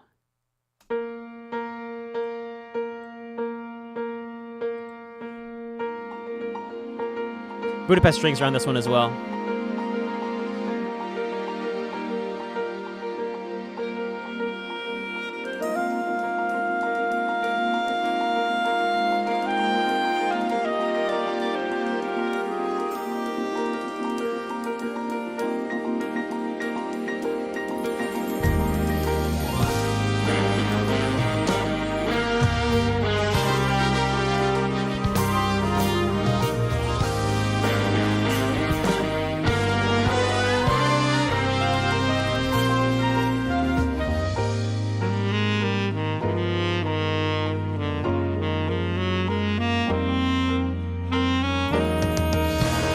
F flat, major 7, sharp 11.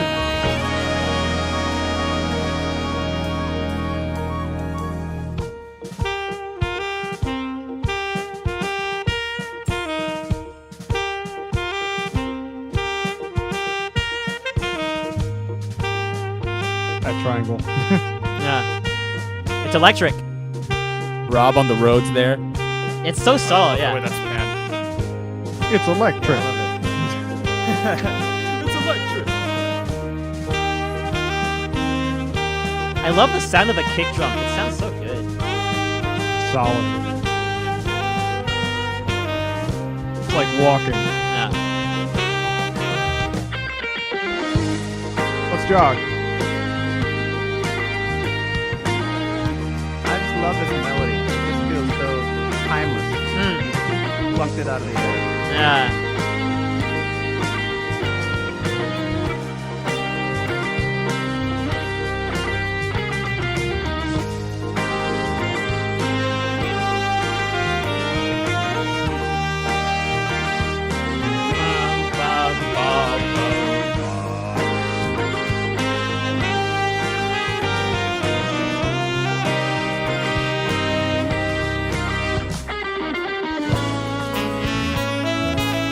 Africa.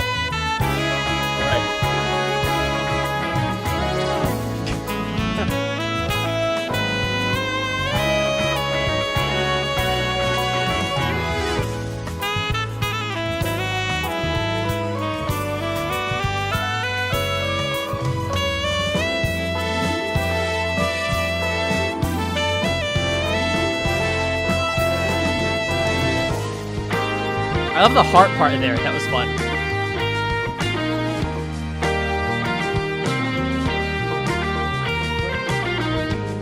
Who played the harp? Spitfire Cinematic Harp did.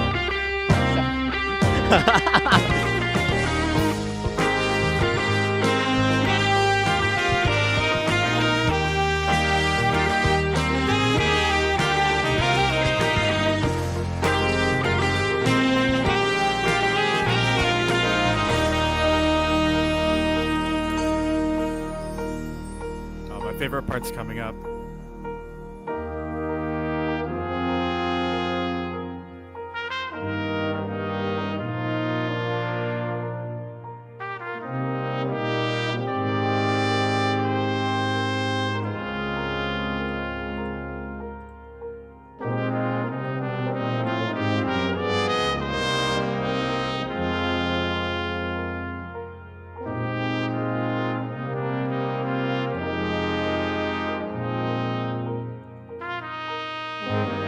It's nap time.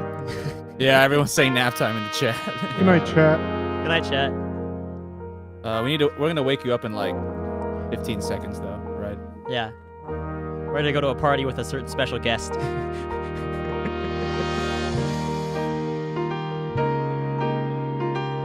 I love this section.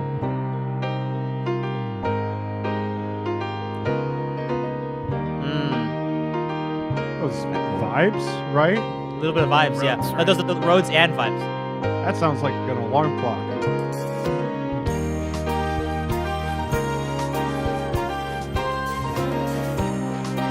This string rhythm right here is stolen from Summer from the movie Kikujiro, scored by Joe Hisaishi.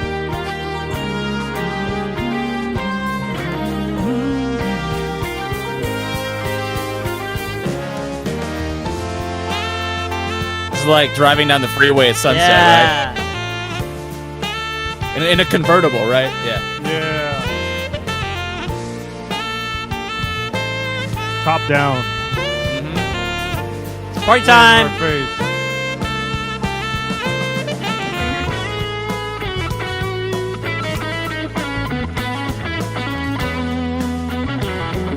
Oh, everyone's favorite part of my Here solo we is go, coming here up. we go, here we go. Let's go. The Justin Bieber part.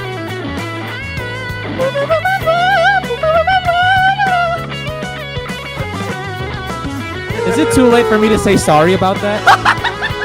Yes. It's too late.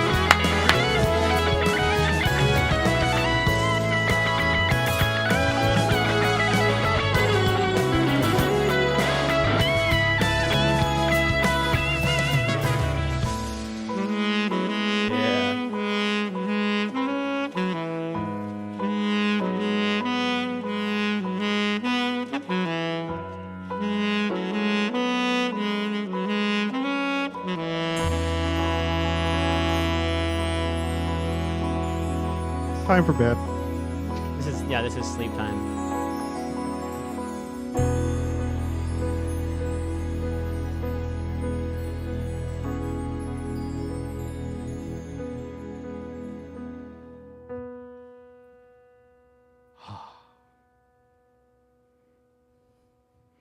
Or death, according to that one comment, right? Or death, yeah, or that's the end. Oh man. Insane in the Rain is actually just a Justin Bieber Beautiful tribute album. track.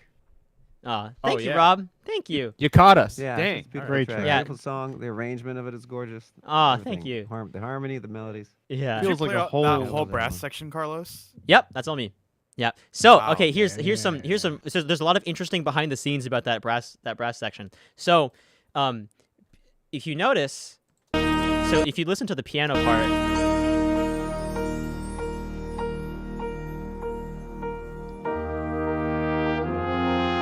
The piano part stays at the same tempo the whole time.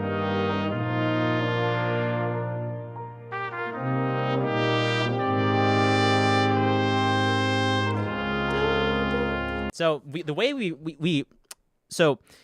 the way it's written in the sheet music, if this were to be performed live, is that it tells the piano player to keep playing at the previous tempo and just like ignore the conductor and just keep the metronome going in your head.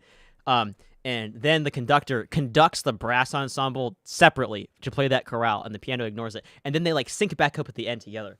And the way that we recorded that was we recorded the section before that and the section after the brass chorale separately. After we recorded that, I just said, okay, let's have a straight minute of Rob just playing those B flats on the piano at that tempo, and we just have one take of him just going like ding ding ding ding ding for a minute, and then I edited it. So I edited it so it like joined the two parts together, and then Then I filmed a video of myself conducting the brass ensemble as I heard it in my head, imported that into my DAW, and then I watched that and I recorded along to watching myself conduct all the brass parts.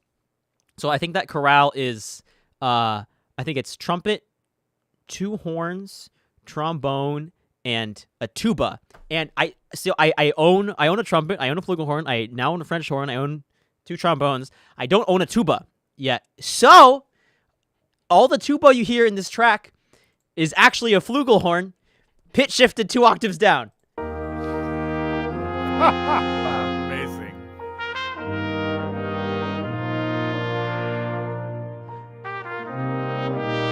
Like that lowest voice is a fake tuba. Fluba. It sounds so real.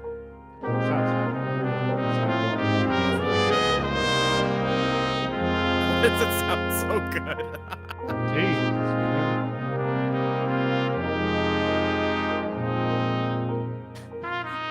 Oh, there's a lot of people in your chat who are saying, "Oh, you don't own a tuba yet." Yeah, you know, Yet. it's Keyword yet. It's definitely yeah. Like the number of times I've been on Reverb just looking at what tubas are available has been definitely not 0. I've definitely been looking for a tuba.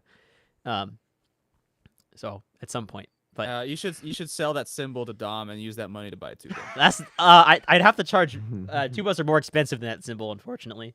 Or Really? better, I just didn't know melt all the metal from the cymbals and make a tuba. No, not that simple. Or just cut It's off a limited edition Sabian flat ride. Tom's like, like- no, not my baby. Well, then it'll become a limited edition. Not my limited edition flat tuba. Not my future baby that Carlos currently owns.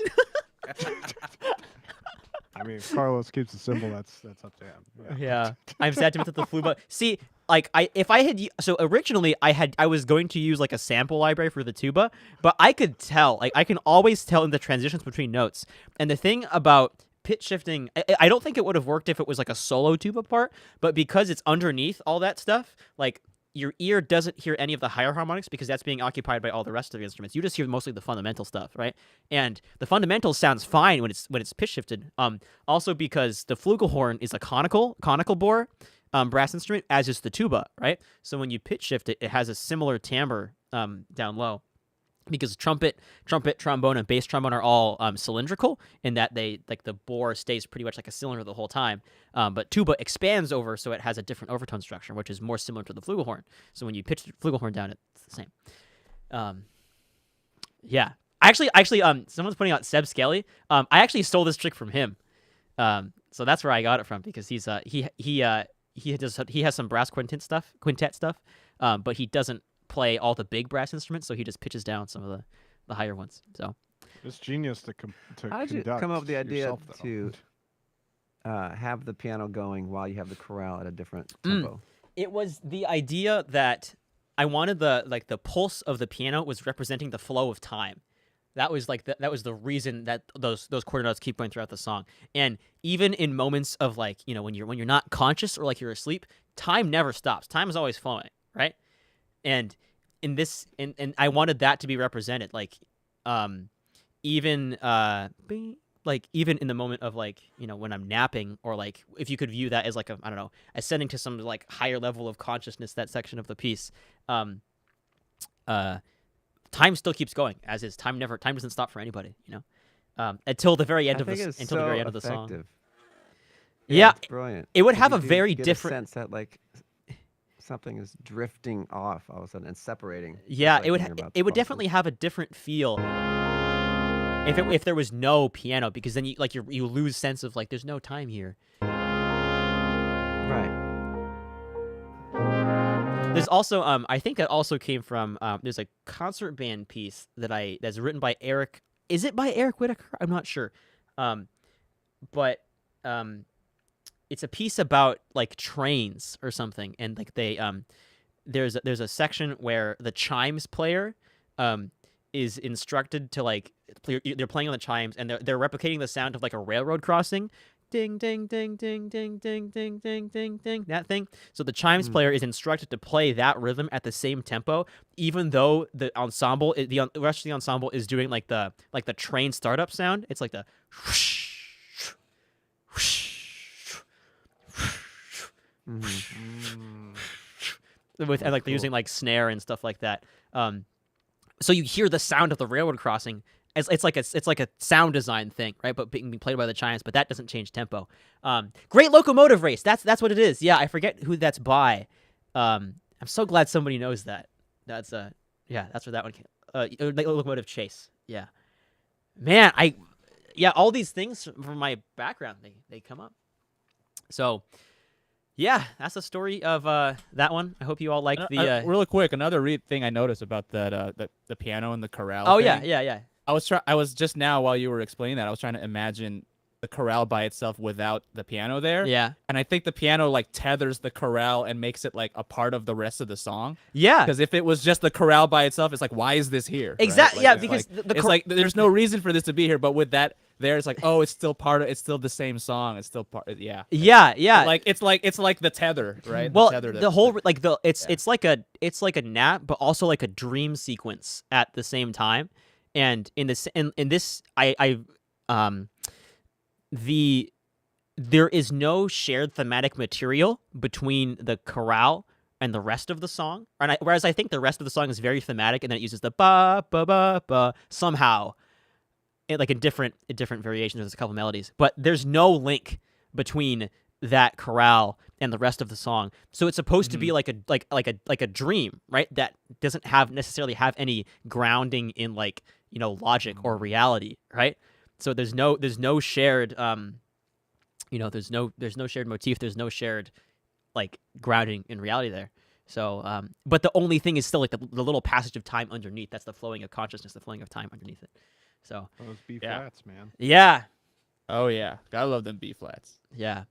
At least granted, that's the reason why I put it all in there. I mean, you can still experience the song and have a good experience even if you don't know any of that. I think it's just a cool piece, but that's why that's what all the stuff represents or is supposed to represent. So cool.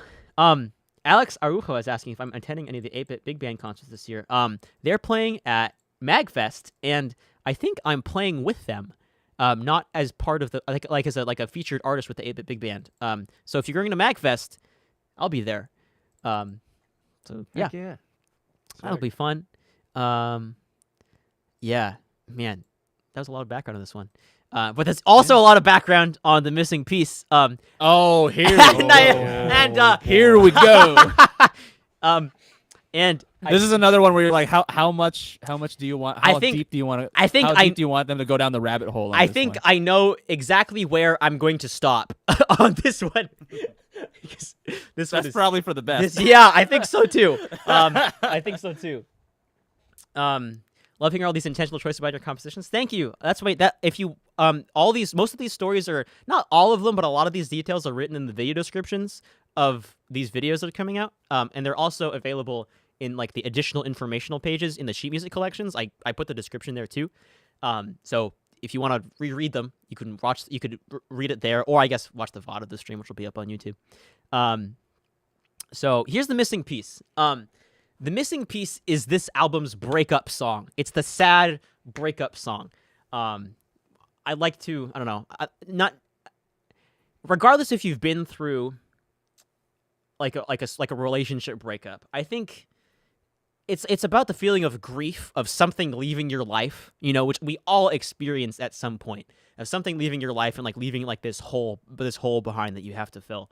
For me, it was a breakup. It was a long-term relationship I was in that ended, and it was kind of messy, and it was really hard for me to deal with. I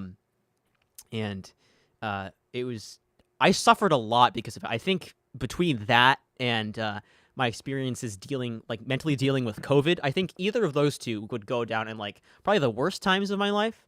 And you know, that wasn't a good thing. But I think it's important to, you know, like not necessarily, I don't have to share the specifics of the story, but we can all relate to the fact that we grieve about things, right? That we go and that bad things happen to us in life and we have to process them in order to move on and move forward. So the missing piece is about that. And it's, you know, it's just about, you know, what it's like to, you know, split and move forward. And, is there anything else? I think that's all the background information this song needs. So, this one has the Budapest strings on it. I have a Whitney Houston saxophone moment later in the song. Oh yeah, you do. Yeah. Oh yeah, you do. And It's a great solo. oh, thank you. And Andrew's playing trumpet on this one. So here's the missing piece. Also, let me know if you if this it's about Dom and the cymbal being separated. Yep. Yeah. When Dom had to leave and he was looking at my Sabian, my signature Dave Weckl flat ride, he was like, "I'm gonna miss you. You're gonna be." That was the missing piece of his kit. Yeah, the missing piece of his kit. Yeah. Guess I can't play the kid anymore. Oh well, bye. Oh, Jamie, or is it Jamie or Jaime? I'm not sure. Thanks so much. We would love to perform for you at some point. We'll see if we tour. I'm not promising anything, but like, I hope so. We'll see what happens. I hope so too. A couple people have asked about it in the chat so far. Yeah, there's see. a couple people. Yeah. Anyway, here's the missing piece. Let me know if it makes you think of any particular song from a video game, because it definitely makes me think of one. You'll see. All right, here we go.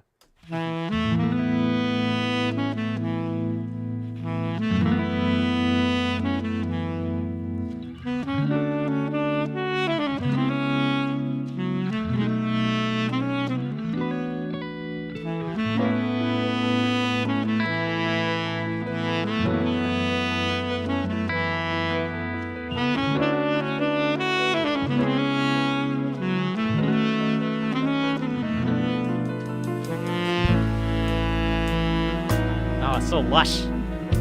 Yeah.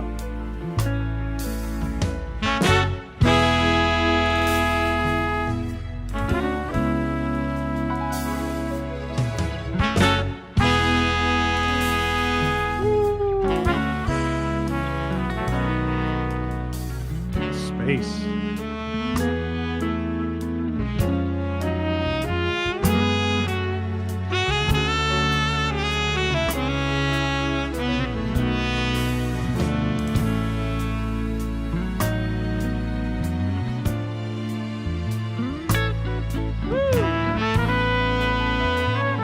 I don't know if John Mayer played on this. Shut up.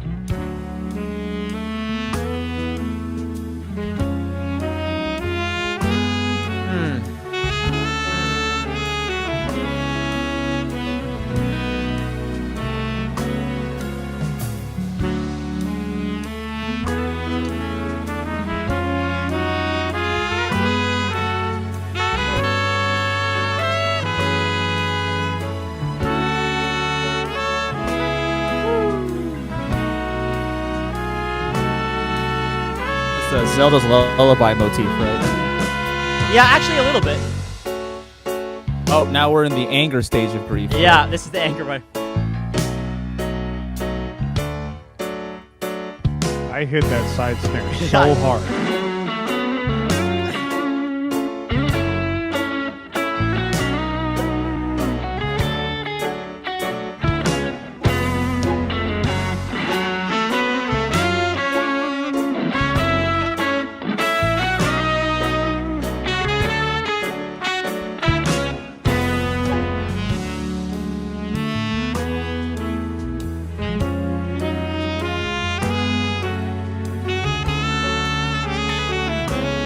Ah.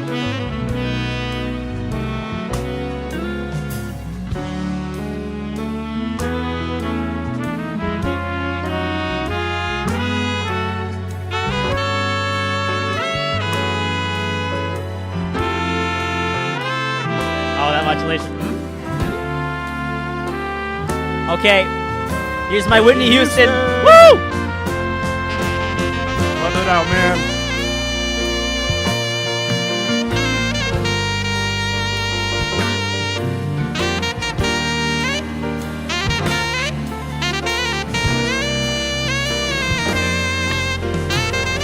Amen.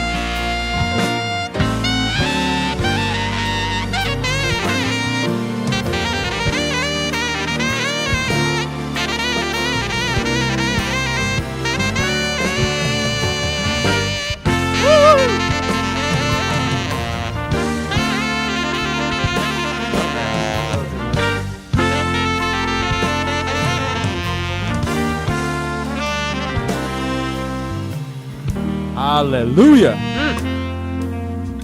Solid.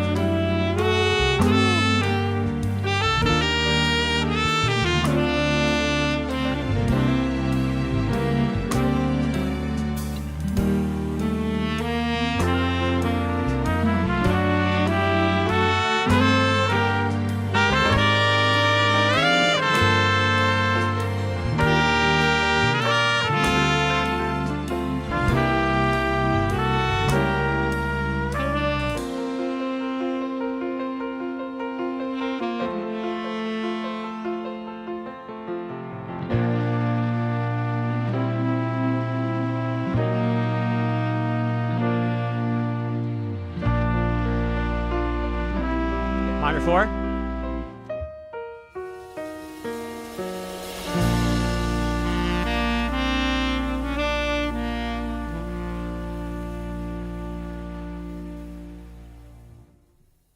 Man, so good. Yeah. Right, you So caught me good. on a day where that's my favorite song. Dang. My missing piece was this song, TVH. Aw, thank you, Sarah. I'm happy. I'm just happy if any music I make can fill any missing piece in your life. And that is good. Suddenly Pokemon League. That's exactly what that one's from. Yep. Yep. You know, Eric. Yeah, it's so funny. I feel like all my inspirations are just like very just out. I don't know. They're just out there. You can hear them. Man, yeah, that was the missing piece. The story of dealing with having a hole in your life and learning how to live with it. I don't know if the hole ever truly closes, but like learning how to move on. Yeah, that's the missing piece. We have one song left. Only one song left on the album, and it's the song. Oh, it's the song. It's the song "Insane in the Rain" on "Insane in the Rain" by Insane in the Rain Music.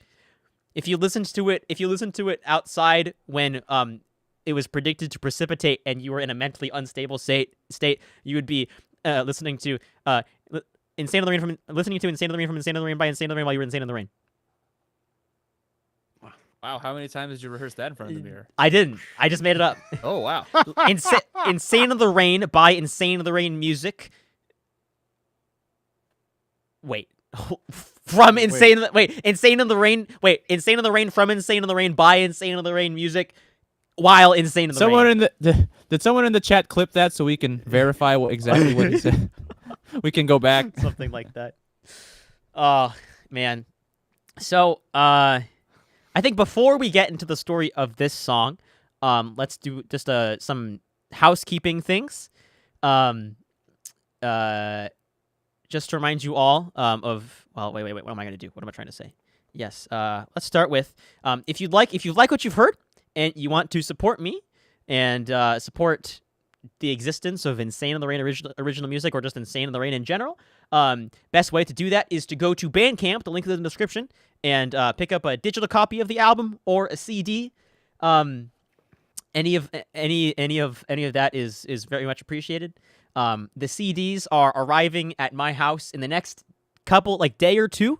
I will probably do a signing stream. I might do the signing stream over on my Twitch channel. I haven't decided that yet. If you want to follow me there, I'm twitch.tv/insaneintherain, something like that. Thank you, Steph of Anime, for linking the Bandcamp in the album. If you could grab the link to the sheet music on my website, that would be another good option, or a good thing to have up next. If you'd like to analyze or play any of these songs yourself, by the way, Sean says if you want to support me maximally, you should buy it on Bandcamp Friday of next month. On the first Friday of some months out of the year, Bandcamp waives their revenue share, and so more of your purchase goes directly to the artist. And I believe that would be November 4th. Is going to be Bandcamp Friday in November. So if you want to wait until then to support, that would be fantastic.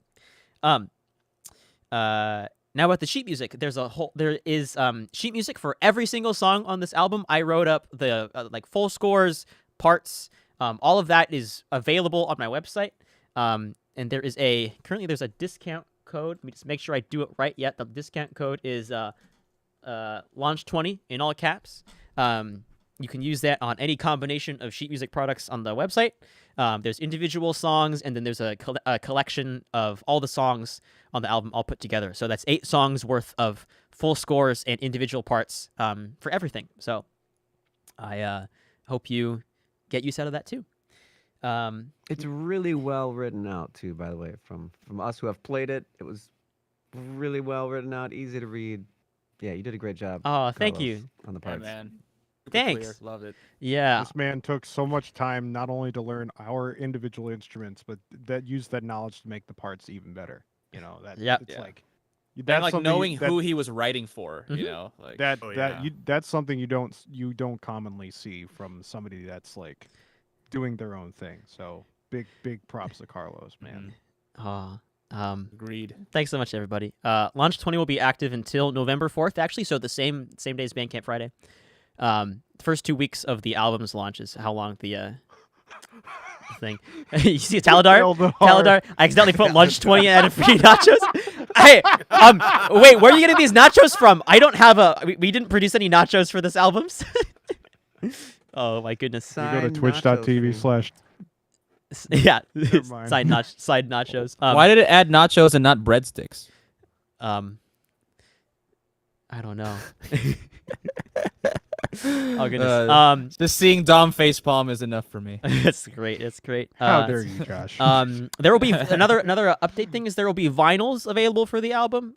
We hoped to have the pre-orders launch on the same day as album release, but we ran into a little delay with the Bandcamp's vinyl campaign launch process. So it looks like it should be coming within the next, I think, 5 to 7 days is what they said to me on Thursday night when I was working on it.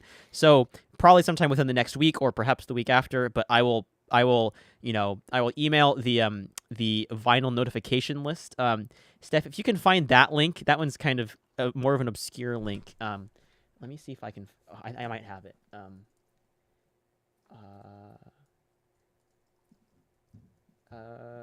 There it is. Bread 20, lunch 20.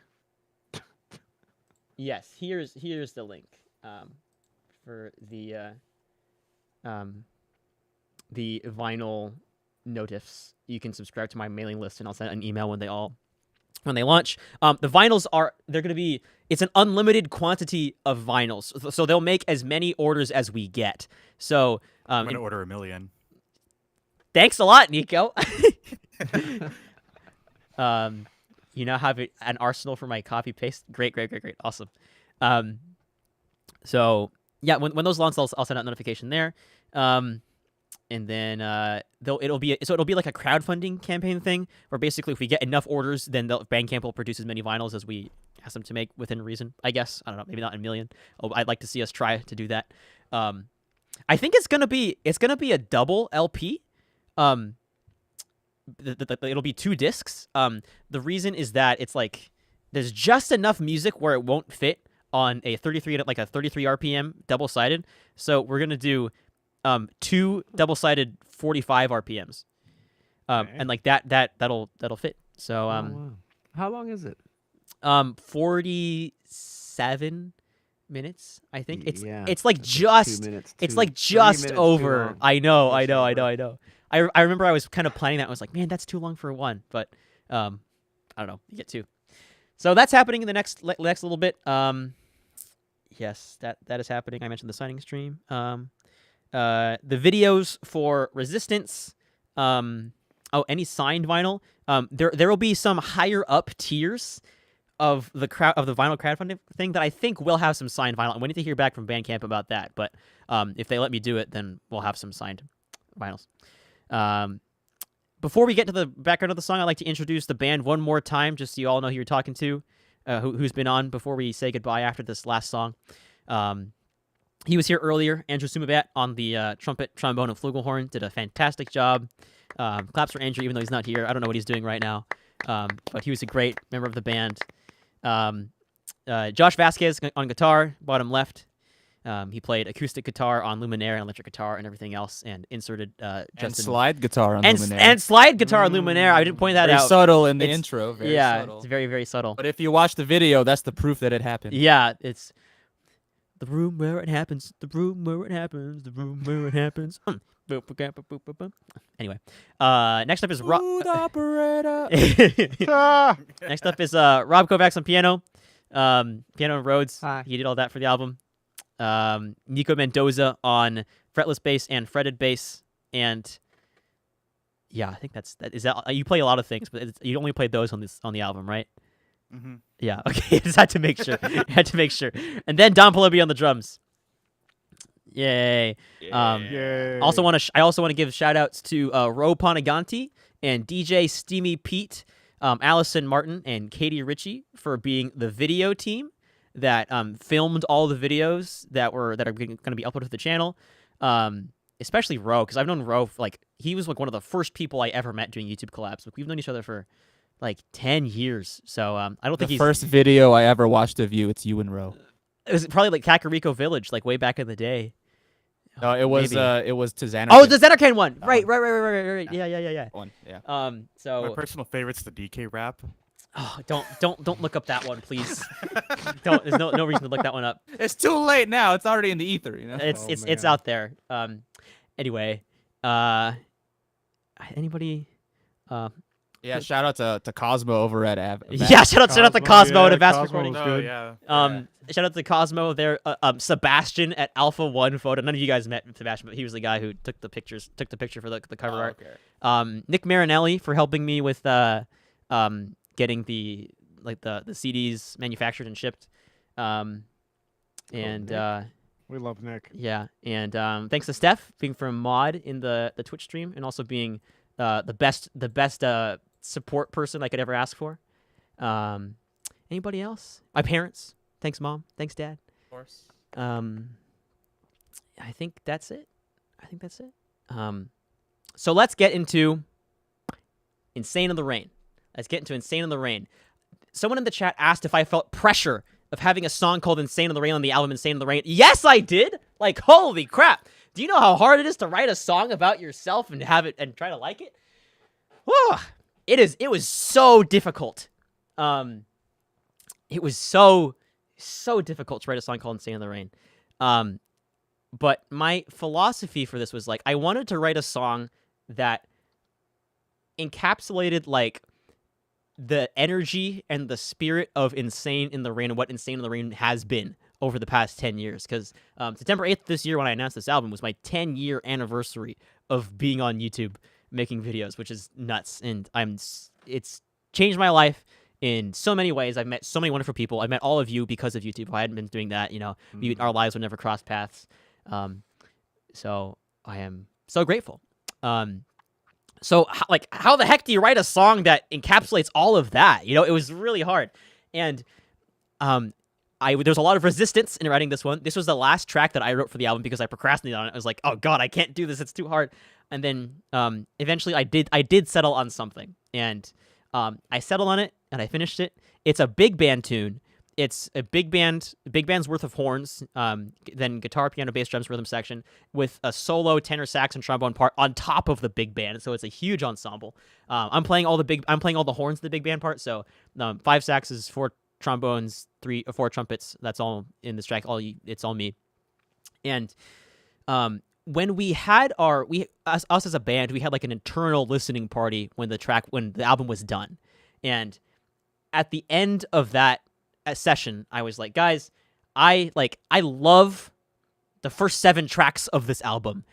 I just like this last one. Like, this last one's okay. And I think it just didn't feel right to me. And then I think it was Rob. I think you were the one who like brought it up. And I don't remember. Do you remember like what you said? What exactly you said? Yeah, it was that you were trying to write something that encapsulates Insane in the Rain, and you ended up writing. I suggested you wrote something. You wrote what you thought people thought Insane in the Rain is. Yeah. Tried to create what people think you are as Insane in the Rain. Right. And so it's not. Yeah. Something like that. It was like I ended up writing a song about who people think or who people thought Insane in the Rain was, is basically what you're saying. And then when I had that perspective realization that it wasn't just a song, it wasn't necessarily a song about me, but it was a song about the Insane in the Rain that you all see, that you all get to see on the internet. It was like mind-blowing. It was like, whoa, this makes sense. This is why it feels so strange. Something I've been getting into recently and thinking about is the idea of being authentic on the internet and what that really means, because for me as a person, being authentic and being genuine is really important. And I've come to realize that only showing a certain part of yourself online is not inauthentic, right? You can be authentically yourself, but only choose to show the happy moments, right? I think that makes sense to me. Maybe we can. I don't. Maybe now's not the time for the philosophical discussion or the debate on that. But I'm learning that there is a way to not show everything of yourself online, but be authentic in the parts that you do show, that you do choose to show, right? And I think in terms of me putting the videos on YouTube and arranging these things over the years, I think I have been pretty authentic most of the time in the videos that I put out. So I tried to reflect that in this song. So. Insane in the Rain music, the idea, versus Insane in the Rain music, the man. I guess so. Maybe. So here is Insane in the Rain. It is it's a long song. Well, you'll see. It's a good tune. Here we go. Is it the longest track on the album? It is the longest track. It's like 7. It's 7 minutes long, but you know why it's 7 minutes long. Yeah. Okay, here we go.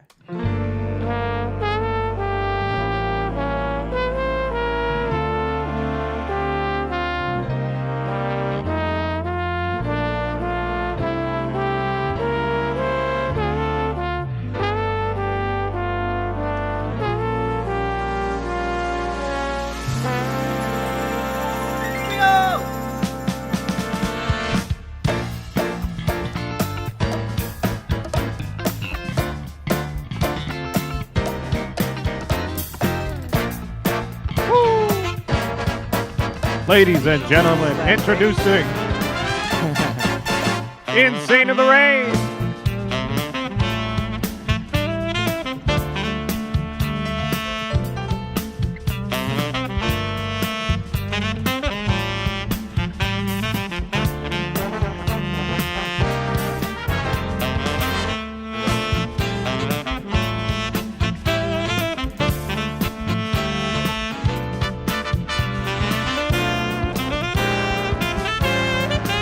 Ready for the only swing on this entire jazz album?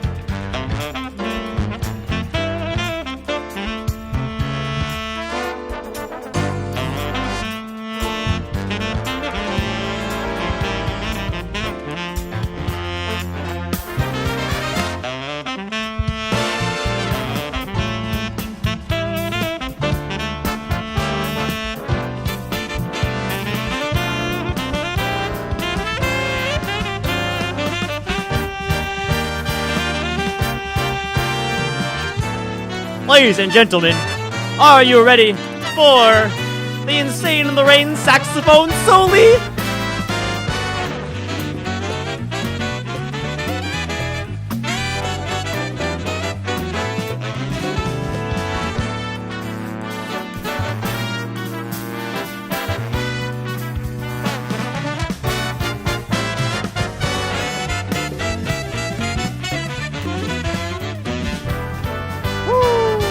Yeah.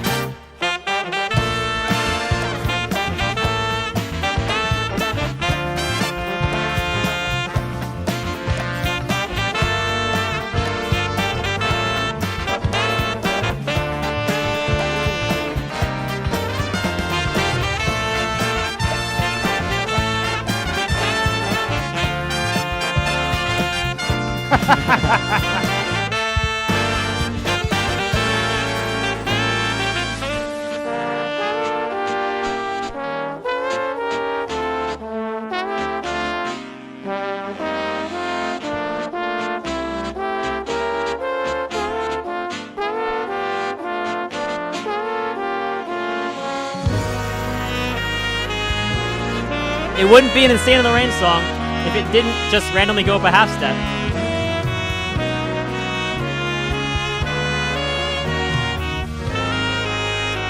Also, I love what you added at the end of this.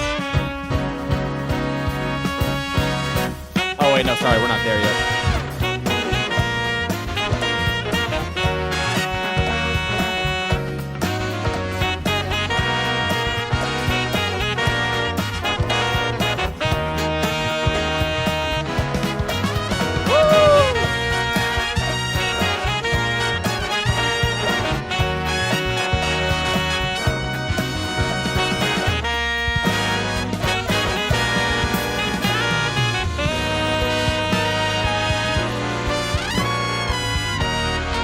High E flat, that was really hard.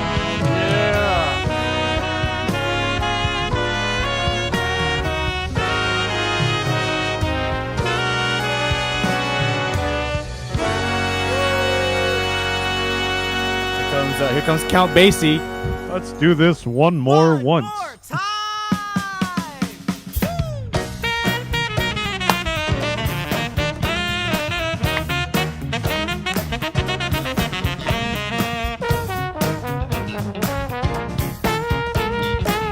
Noticed your part there, Josh.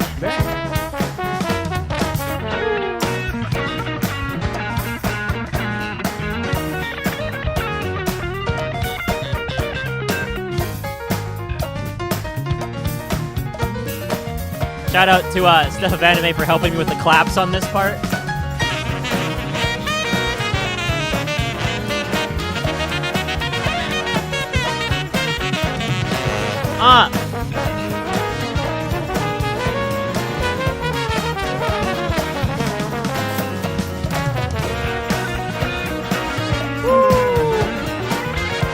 This is the KK Cruisin' percussion. Or just the two of us. Yeah, yeah.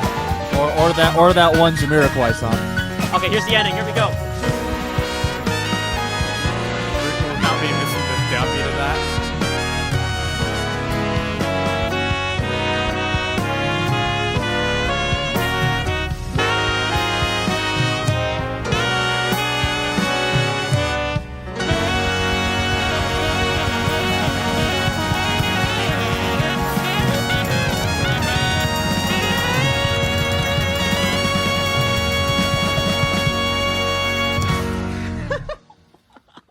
Oh man. The actual ending. Okay, Tower of Power. Okay. Woo! All right. One more time. Again. Wait. Hold on. One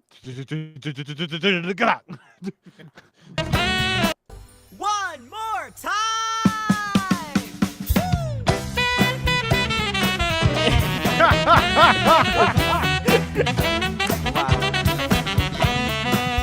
Thank you, ladies and gentlemen, for tuning in to the Insane in the Rain live music stream listening party. Oh boy.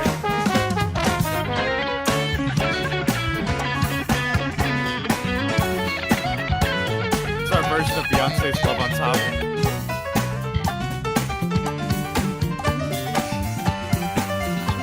the Nathan East version of Sir Duke, where like that line so keeps going down. Whoa! Oh, hold on.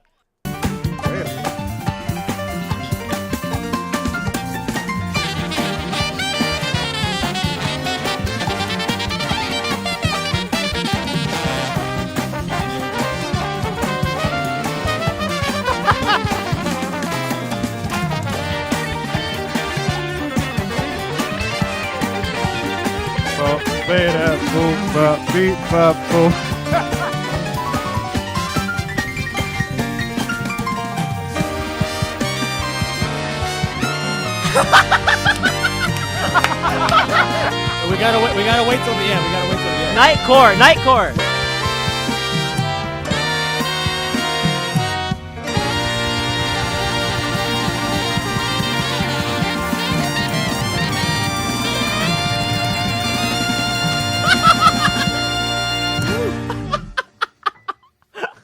That was in B. That was in B flat. That was up a. So final lap version coming out soon. Oh my gosh. Chat, do you want an encore?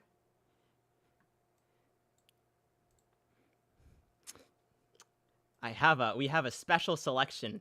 We have a special encore selection. If we can get enough hype in the chat, Eyes.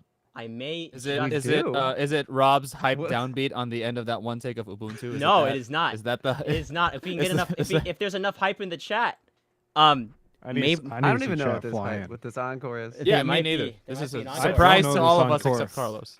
Wow. Yeah. That is a great ending, just to the whole album. It's just so fun. It wraps up the whole album just perfectly. Yeah, thank you. I feel that too. Gets all those feels from every individual song and kind of puts them all together. Yeah. I think it's like nice wholesome fun, you know. Well, yeah. I hope you're ready to hear it one more time with lyrics. Insane in the rain. Oh yeah. Insane in the rain. The rain's coming down. Insane in the rain. Insane in the rain. There's no way around. Woo! Insane in the rain. Insane in the rain. The rain's coming down. Oh yeah. Insane in the rain. Insane in the rain. There's no way around.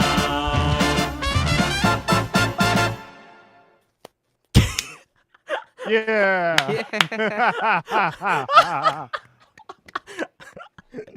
I think people are digging the lyrics. I think. Yeah.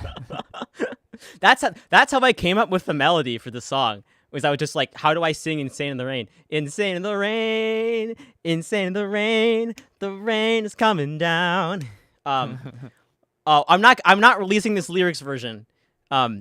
No, It's already on the internet. So it's been released. It's a release is in this live stream. You can do whatever you want with it now.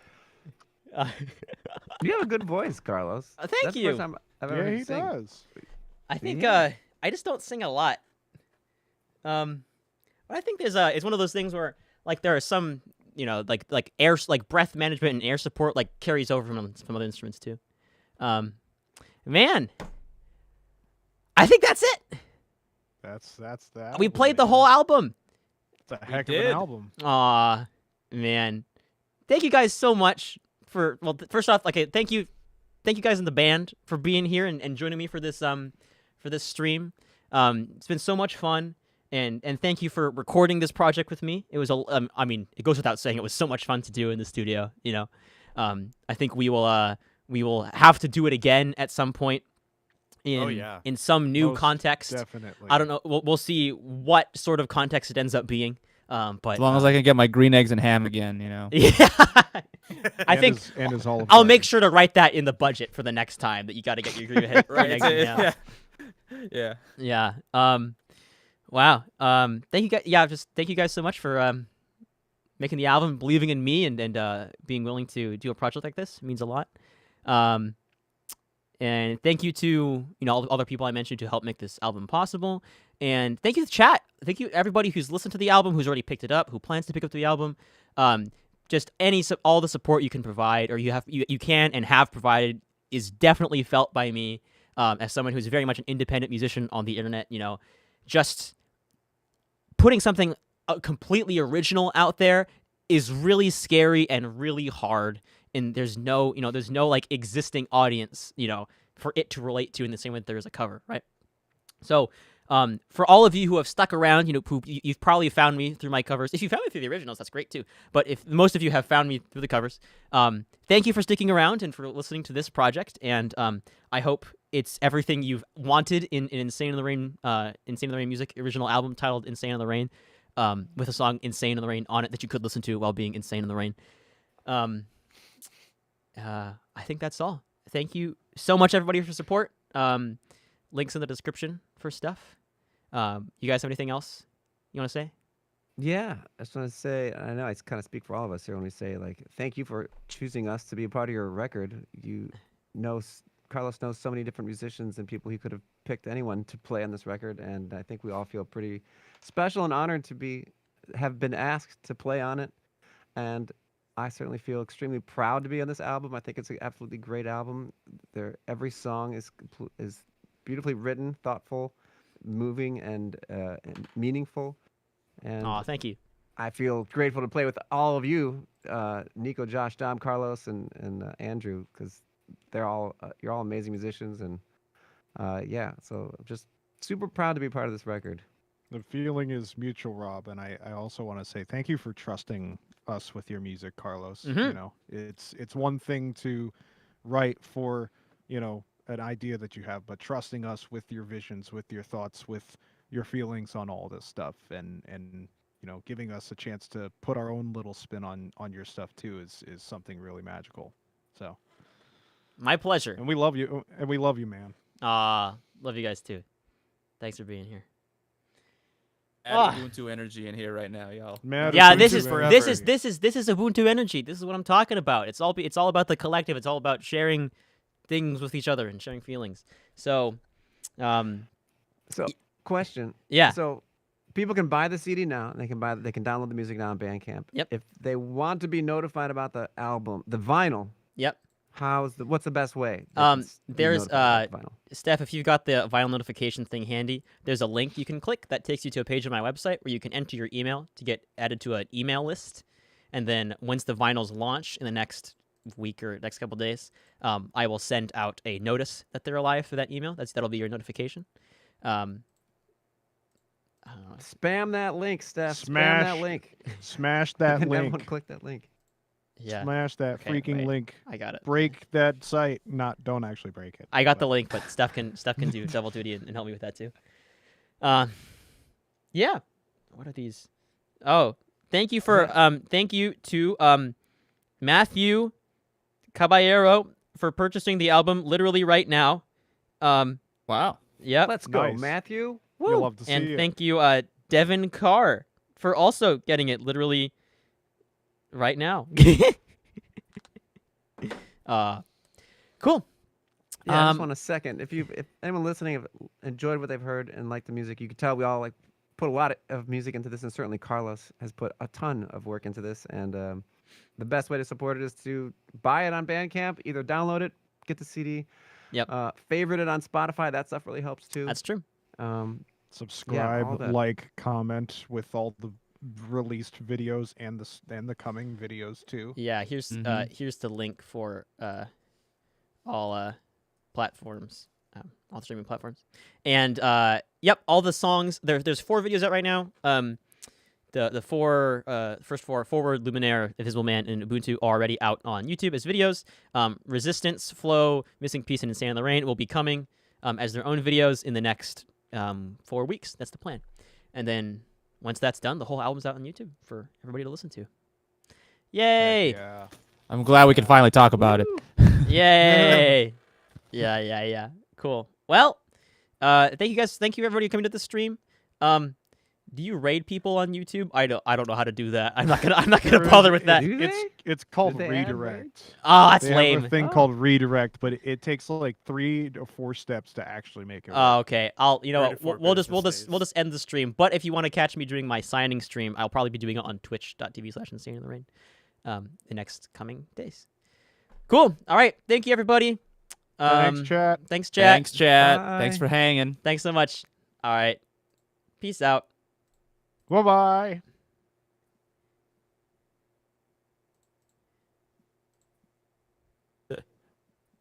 And